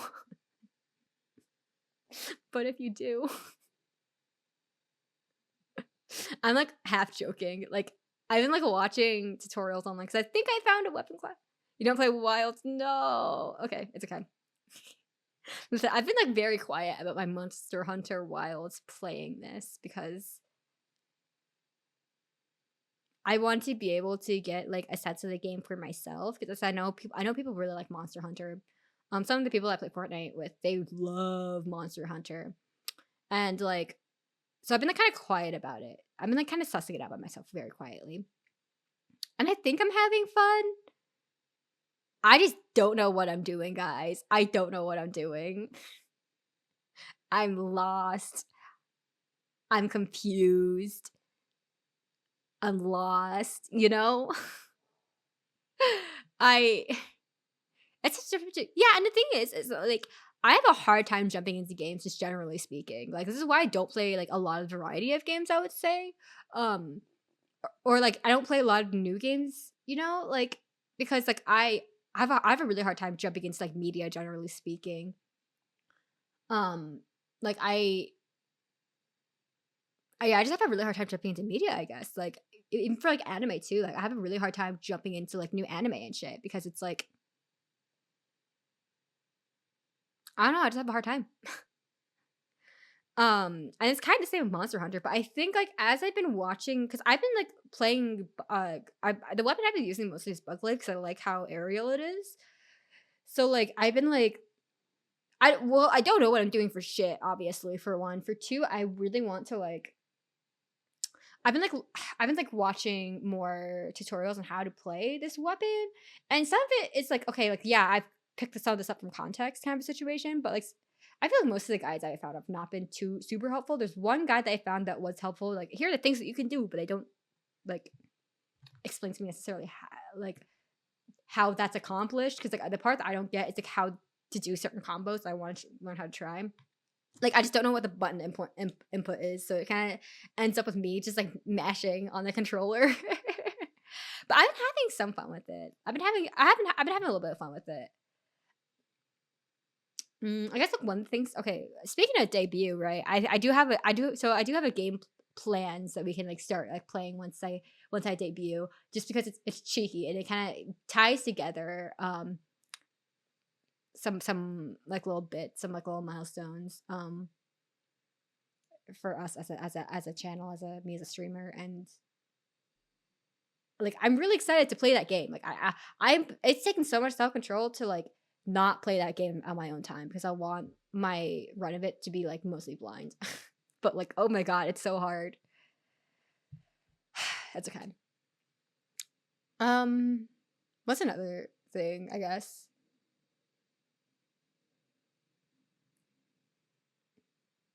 I don't know. Sorry, my brain is going back to Monster Hunter. I was watching some videos of like tutorial videos of like how to like do bug leaf stuff, and I've been like, I haven't had the time to try it out today. I'm going to try it out maybe a little bit later today, but like I am like eager to try.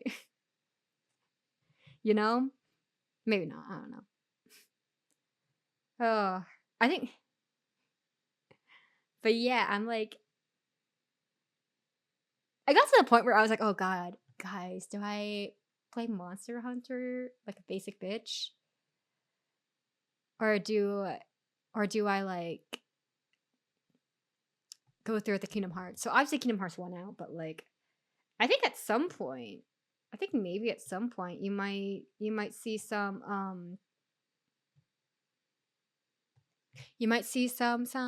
Monster Hunter wilds, just a little bit, maybe perhaps. But yeah, I want to debut, but strictly not because I'm like, oh, I want to like bust out the model. Like I do want to bust out the model, but like I really want to like. I really want to play the game. Oh, also speaking of which, so we have like 2 free emote slots, right? One static and I think 1 animated. Do we want those of us who are in the Discord? Do we want the Baymax squat? Do we want Baymax teabag as like an emote here, or is that strictly a Discord thing?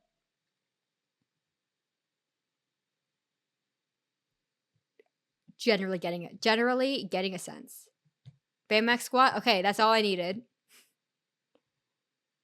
That's always true. Yeah, that's true. Yeah. Okay, I will be uploading Baymax squat. Probably after stream, for being for real.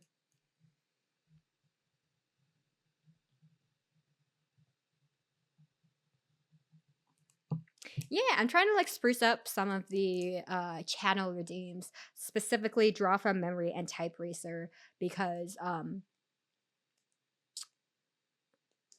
I want a way for like me to be able to like say I'm like super like involved in something. I want to be able to know, like, I don't want to like miss like the notification. So I'm trying to figure out a way to do that. And I did figure out a way to do it with type racer. We're getting there with draw from memory. I don't quite know what to do there yet. But yeah, I think I'm wondering if there's like anything else on my end to yap about, because we are kind of coming to the end of the end of the list of backlog from the past week.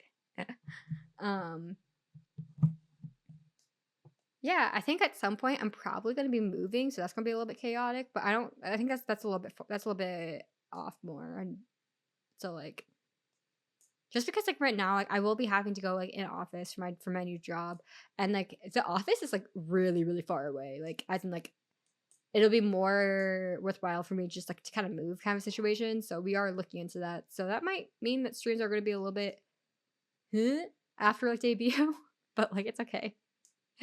God, has anyone here debuted? Please. Please. I don't know what I'm doing. Help. Oh man. I know. I was like hoping that like I know. Listen, okay, here's the funny part. So I don't remember what you said about if you're debuting or anything. I don't remember if you said that, because I know technically your little cow, your cherry cow is technically like something they kind of happen to fall into more so than like a it's a temporary thing, you know, with explicit purpose. So like Inkley's waiting to debut, Apples is waiting to debut, Crady also mentioned waiting to debut.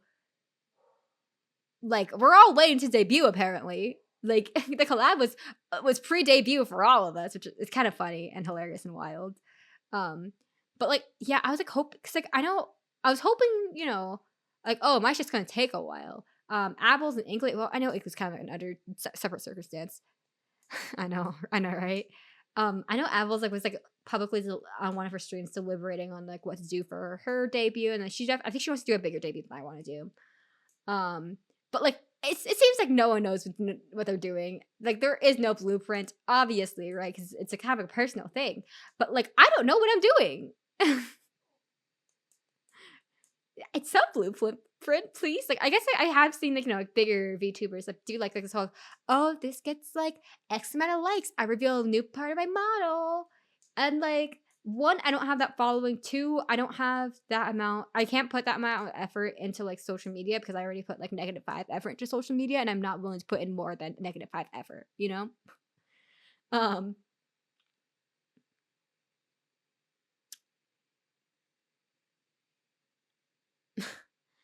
But yeah.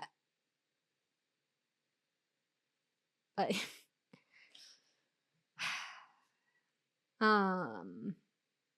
But yeah, and okay, here's a fun one. For those of y'all who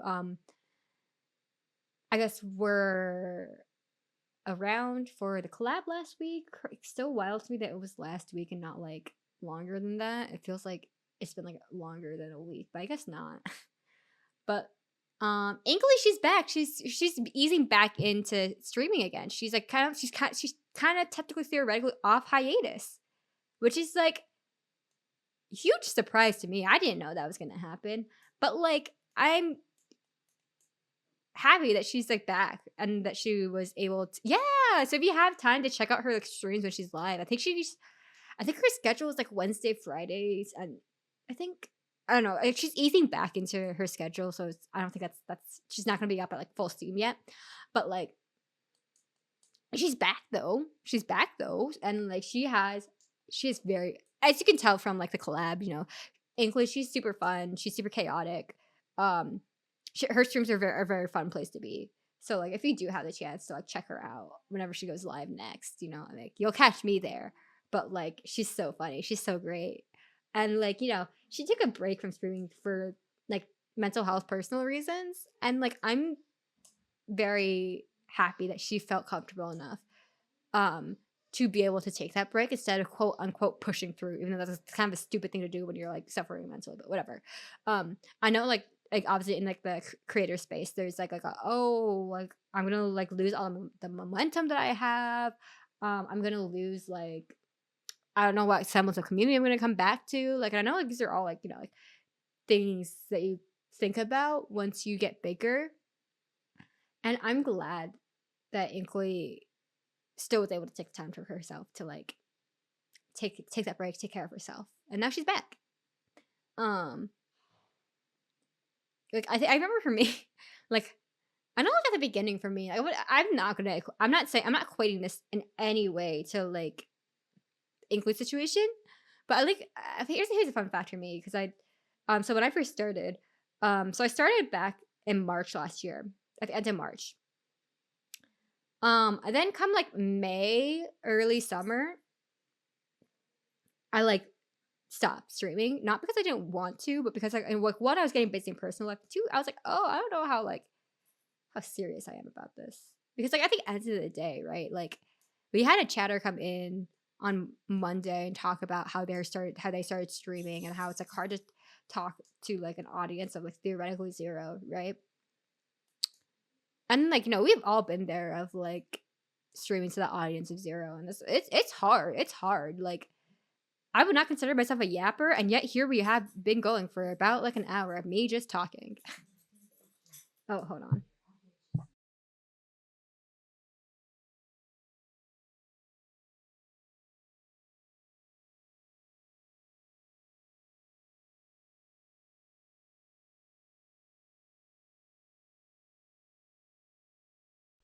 Okay, we're back. Sorry. Yeah, more rain stuff. But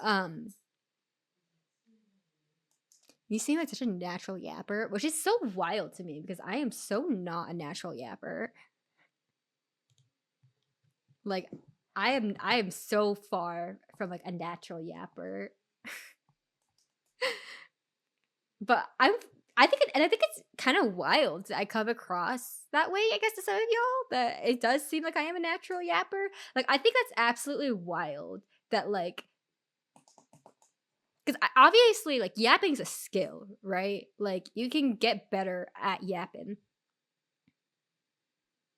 Like it's definitely like a skill, especially like I'm starting to get into like the I usually have like maybe like one person who's like actively like willing to like chat, like 1 to 2 people. And like I think for someone who's my size, for someone who has been streaming for like 1 year, that's like not bad progress in my opinion. Especially since like I'm not gonna ask like my friends, hey, talk to me in chat, like on stream. You know, like I'm not gonna ask my friends to that. Like I'm not gonna ask my friends that. My friends don't care. Not that they don't care, but like I don't want to like ask that of them. It feels like a silly ask. But like, yeah, I'm like definitely like not like a yapper. It's so wild. It's so wild.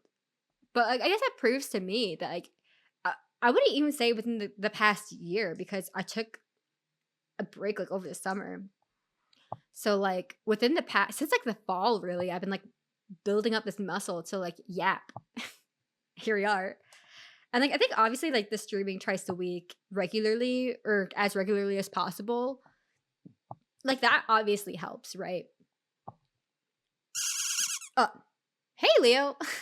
I'm just I've literally just been sitting here and yapping. We did our Kingdom Hearts slideshow, and then I've been talking for the past ever since then.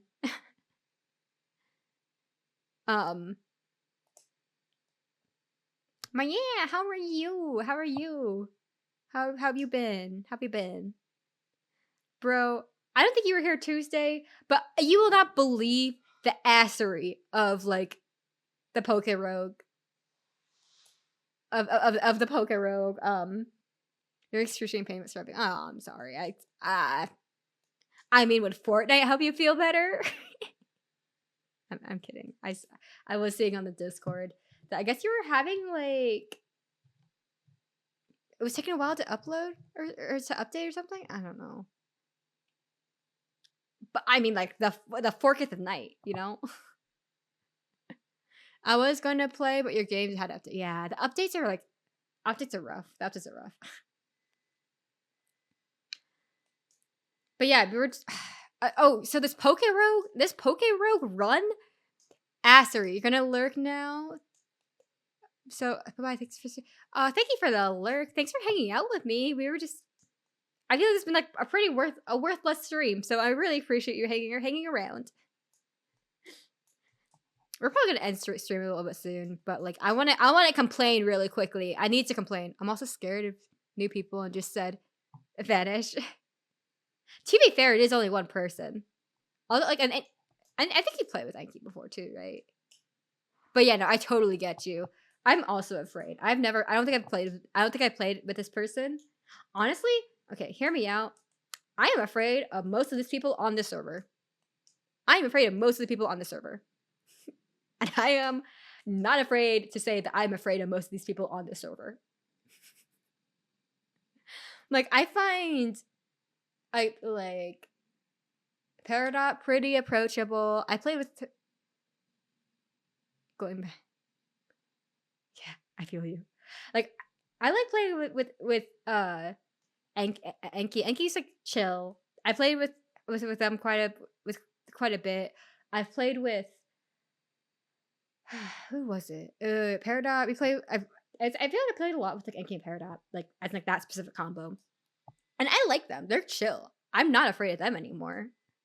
And like them saying, "Oh, like yeah, I was also afraid of Peridot and like saying, like, oh yeah, I was also a little bit afraid of y'all also." Made me feel better. Okay, we're all equally afraid of each other. You know, we're all like cats circling each other, being like, "I don't know about this one, dog." You know, like. But like, I'm really afraid of Basil. I've played with Mushy. I'm afraid of them. Afraid of Basil. I'm afraid of most of the, I'm afraid of, and I think, I guess I technically play with Saz, and I'm not too afraid of Saz, but I'm also afraid of Saz. Like, I'm afraid of all of them. I only know Paradox, and that's because I only play with y'all, and that's it. And that's, yeah, that's fair. Like, I'm so afraid of everybody else on the server. Like, part of me is like, I understand why I was invited to this server, because at the end of last season, it was getting to a point where it would be like, oh, like Saz was joining us. Like we were booting up a lot. Like, you know, you might as well just like have like this like Fortnite like central server, you know. But like, I am so afraid of people. I am so afraid of people, and like, I think my anxiety about it has gone down a little bit, just because I do feel okay with Enki. I do feel okay with Peridot, but like, oh my god, it's like the others I'm afraid of. I'm so afraid. like listen, like I want to play. Like I want to play, but like I'm like keeping my eye on the server, like every now and then, just to be like, oh, like do I join? Like not now, not now the second, but like, do I join? You know, like I'm so afraid. I'm fucking afraid, and obviously I feel like fine around Zero. I'm not like afraid of Zero, but I don't know who this other person is. I don't think I've ever. I think they popped in the call one time, and we were playing squads, and it was in the middle of a game, and I was like, oh no, I shouldn't be here. I shouldn't be here. I need to go. Hold on. I could probably find exactly the point where I was thinking. Okay. It was around March 4th, so I guess this was last week, where I was just like, I wrote like in my things to talk about, like on stream, about how afraid I am of this server. Like, I remember being afraid of like the Inkling mods, like playing Fortnite. And I don't know how I did it. I don't know how I just sucked it up and got through it. Because obviously now I feel fine around you guys. But like, oh my god, I'm so afraid. I'm so afraid of everyone. there's your little social anxiety for the day, guys. The Fortnite arc never dies. True. Whenever Inkly gets all her mods to play Fortnite, and by all of her mods, I mean one specific mod, I will oh no, maybe I shouldn't pull that, huh? I'll be very excited. Oh no, hold on. Like, he shall join one day. Exactly. He shall join one day. Oh, this is way too intensive music to be talking about making a man play Fortnite against his will. Uh but yeah, I don't know. I think the social anxiety ever since being added to the server has died down quite a lot for me, but like it's still like flares up every once in a while. It's like when someone's like, "Hey, like let's boot up," I'm like, "Oh, I don't know you. I'm staying far away, like a skittish cat. I will observe, but I am not coming near." That's actually so funny because I'm like hella allergic to cats, right? Like, I'm super hella very allergic to cats. And I remember in uni, so my friend had a cat, and I was like borrowing her pants, so like I was like in her dorm, and I don't know how she got this cat in there. She's technically not allowed to have the cat, but like whatever. Who cares? She So this cat comes into like the common room while like I'm waiting for my friend to come out of the bathroom, and like the cat, and I'm like, oh, I'm gonna avoid the cat because I'm super allergic and I need to drive home. Like like not today, you know? And so it was me and the cat slowly like circling each other, but keeping as far away from each other as possible. We were like keeping like our backs to the walls, you know, kind of situation. It was quite funny. Then my friend comes out of the bathroom, looks at me, looks at the cat, who are like on opposite ends of the room, but having the same exact reaction to each other. And my friend was like, "What is going on?" It was quite. It was quite. But yeah, no, this is funny. The other day, I think, or at least this had to be over the weekend. I was like looking at the Fortnite server. Okay, I was looking at the Fortnite server, and SNS stalking everybody. I was SNS stalking everyone that could be SNS stalked. I don't know. I'm not any less afraid of them now. I'm also low key afraid to ask. Oh, so it's raining right now, and the house is leaking, and that's what the ceiling looks like in this room right now. I just kept it up. No. Yeah. I just kept it up because it's a fun conversation starter. Hey, did you know that the drywall in my house is not working properly? Did you know that my house is leaking? Well, isn't that like it's just a silly, quirky little conversation starter? No, my dog is actually legit. Like, so like it's like coming in, right? We have a bucket underneath it, and it's like making noise, right? And my dog is like, pass, hard pass. Get me far away from here. So she is in her little panic room. And my little panic room, I mean under my desk. Well, you know what they say, flex. Yeah, the problem is that to fix the drywall, we have to fix the the drywall is a symptom of the problem. It's a 15-year-old house with poolie issues, so whenever it rains, it pools badly, and it's like it's the roof that needs fixing, and so like you know getting drywall fixed is like fairly expensive, so like it's going to be more money worthwhile to like get the roof fixed and then get the drywall fixed. So that's kind of the situation that we're in right now. Oh, she felt safe enough to leave. No, she's not. She's just hanging out under here. Damn, I hope that the roof gets fixed. Yeah, I hope so too. It got like my anxiety about like the house leaking, generally speaking, is I didn't realize how bad it was until I was like away at university, and like for some reason, like I remember this so distinctly in my 4th year of uni. This like this was like a running situation that would happen. So like, I went to school in like to uni in Houston, which it rains quite a lot down there, and like it's. I remember when it would rain, like, and the wind would blow the rain, like would blow so that like the raindrops would hit the window almost like really aggressively, but it would sound like how it comes through like in the house. And I would wake up in a cold sweat. Like I would throw the blankets off of me, be like, okay, gotta get up, gotta like put the buckets, cold sweat. I would wake up and then I would realize that I'm in the apartments in Houston. I'm not at home. And no matter what, like every single time, like that's my reaction. Like no matter what. Like when I was in Houston and it would rain, like that would be my reaction. It was this cold sweat, cold panic. And I didn't realize I had that anxiety until that happened. And that even happened when I was in my 3rd year, but I think my 3rd year is clouded so much by like COVID and my general poor mental health from that year, that like waking up in a cold sweat because of the rain kind of just doesn't top my memories so much. But 4th year, when I was in a significantly better place, mentally speaking, that does come to mind quite easy, I would say.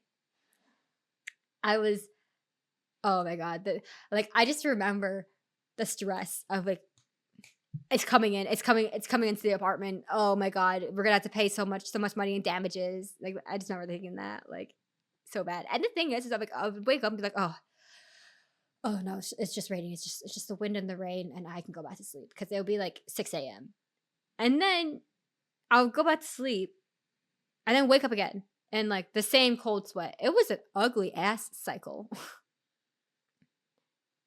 Yeah. So like, and like my dog, like she hates it. She hates to hear that the rain is coming in, and it's supposed to be raining for like the whole last night. So like, she's gonna have to suck it up a little bit. Thanks for the head pats. But yeah, that's kind of, I legit was not expecting to yap for this long, but here we are. Can you believe it or not that I was planning on playing a game, and then I started talking, and then I didn't stop talking. Can you imagine? Who am I? Who have I become?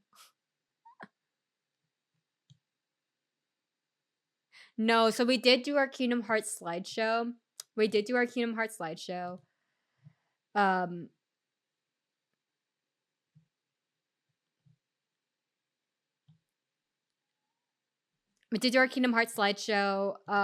And now we're here. How long was the slideshow? I don't know. I legit do not know. I think I've been yapping for longer than the slideshow. Okay, you know what, Leo? I just saw your thing in Clay's channel. Let's talk about TCG Pocket. Let's talk about TCG Pocket, because this is my honest to God raw reaction.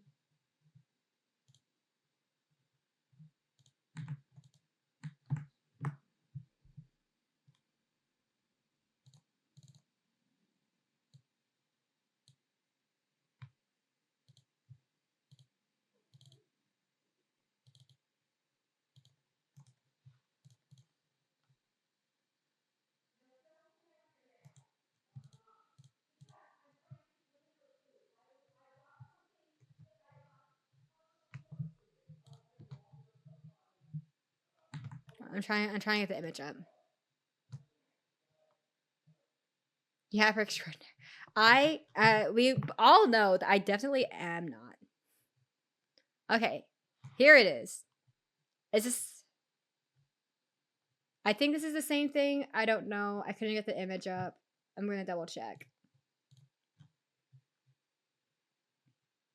Yep, this looks like it's the same thing. Let's open it up.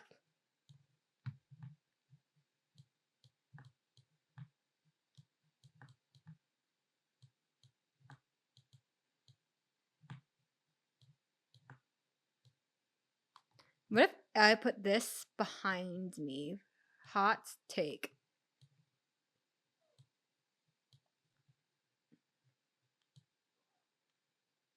Okay. Whoops. Here we go. We ready, guys? I know it's kind of small on your guys' screen, but it'd be like that. Okay. Today we'd like to introduce the following trade updates. Will be implemented at the end of autumn 2025. With these changes, we hope that trading cards between players will be more accessible and enjoyable. Give me a fucking break. 1. The removal of trade tokens. Trade tokens will be completely removed, and players no longer need to exchange cards to obtain the currency required for trading. That is such a stupid sentence. I never heard a more stupid sentence in a hot minute, guys. Instead, trading cards of 3 diamond, 4 diamond, and 1 star rarity will now require shine dust. At least you get those, I guess. When you open a booster pack, shine dust will be automatically earned if you obtain the card that is already registered in your card decks. Currently, shine dust is also required to obtain flare. So we are looking into increasing the amount of offers that will also be needed for trading. Altogether, this change should allow you to trade more than you could before this update. Trade tokens you currently own can be converted to shine dust when it is removed from the game. There are no changes in how 1 diamond, 2 diamond rarity cards are traded, which I am not quite sure. Additional updates and development. A feature will be added that allows you to share cards you're interested in trading via the in-game trading function. We hope these changes will make trading cards more accessible and allow players allow more players to enjoy making trades. In addition to the changes above, we're also looking into how to accommodate cards that are currently unavailable for trade, such as promo cards and 2-star rarity cards. Keep an eye out for more information about this topic in the future. We hope to hear blah blah blah, blah blah blah blah blah blah blah. Oh my god, shit, that scared the shit out of me. Thanks for the follow. Thanks for the follow. And hi. I've been yapping. I've been talking about the most useless shit. I've been hanging out in your stream. Oh, I guess you ended. I was lurking in your stream. But yeah, how was stream? So you're playing Overwatch? Oh, let's go. Let me go back. Let me flip back to the picture that we were looking at before there we go. We should just sell our Duke. Yeah, I also wish that too. I also, as you famously so, have like, hey, what are you doing? Knock it off. What are you doing? Come here. Oh, wait, no, you're eating your snack. Never mind. Okay. Sorry, the dog. I also famously have like 5 Weavile, like the Weavile cards of like the high rarity Weavile cards, and I don't need 5. Like, let me trade them. You know. Ugh, it's okay. So, yeah. So basically what I'm understanding is that, hey, look at this. We got, oh, hold on. I need to keep this up for the bit. Like, hey, look at this. We got like, we're getting rid of the trading. Everybody hates the trading system. We're getting rid of the part that's actually ass. It's giving, you need to earn money, you need to spend money, but what do you do when you have $0, Like, hey, we're getting rid of that system, but the system still is ass.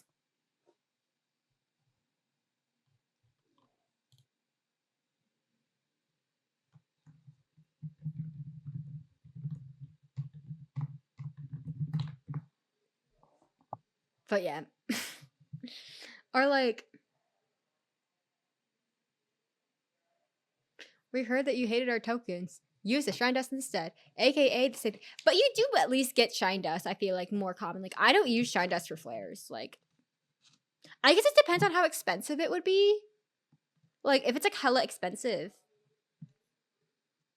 like, what's the point? But like, if it's not that expensive, that's kind of like, well, I don't use this anyway, so I guess like, But it's still stupid. It's so stupid. It's so stupid.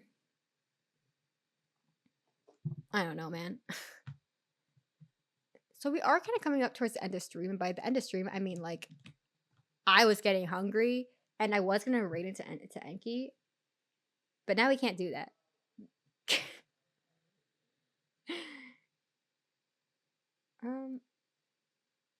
I don't know what to do, guys. I mean, of course, I could sit here and continue to yap, but I think we're gonna end stream because I need to not. But yeah, that's a picture of my roof. Thank you for hanging out with me. Let's go find somebody to raid.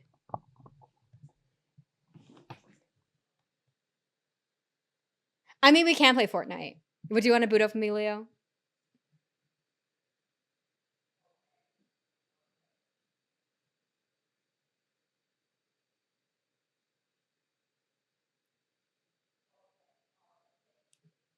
Listen, I walked into stream saying we're gonna do a Kingdom Hearts slideshow, and then that ended, okay?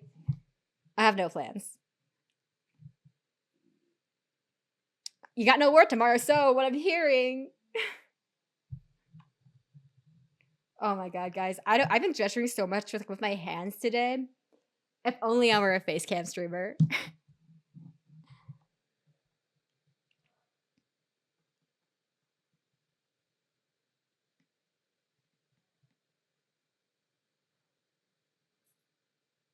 Listen, we can boot up. We can boot up easy, you know? Hand cam. I don't think I have enough space on the desk for that. Maybe one day. Probably not though. I don't think I have really tiny hands that are not that attractive. I can surely finish updating earlier now. Exactly! Surely it's done by now. Surely it's done by now.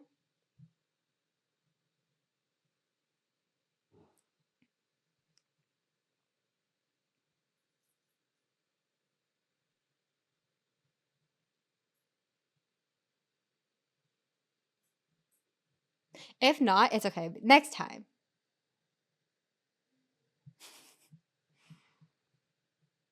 Oh my god, this is stupid. I'm so stupid.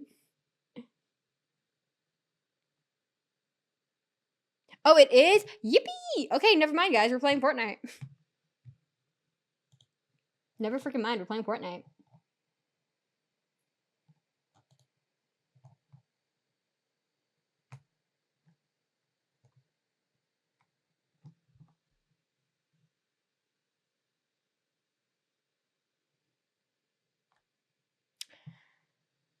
I'm trying to think of a way to like do this without like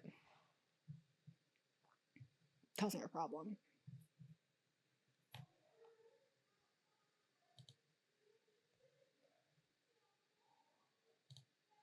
Would you want to hop into VC or just communicate our best with the delay? I know.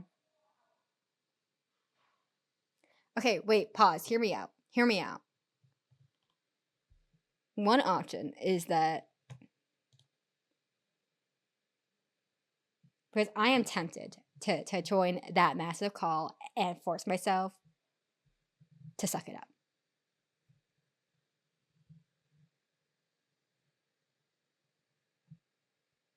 Like, not on stream. Exactly!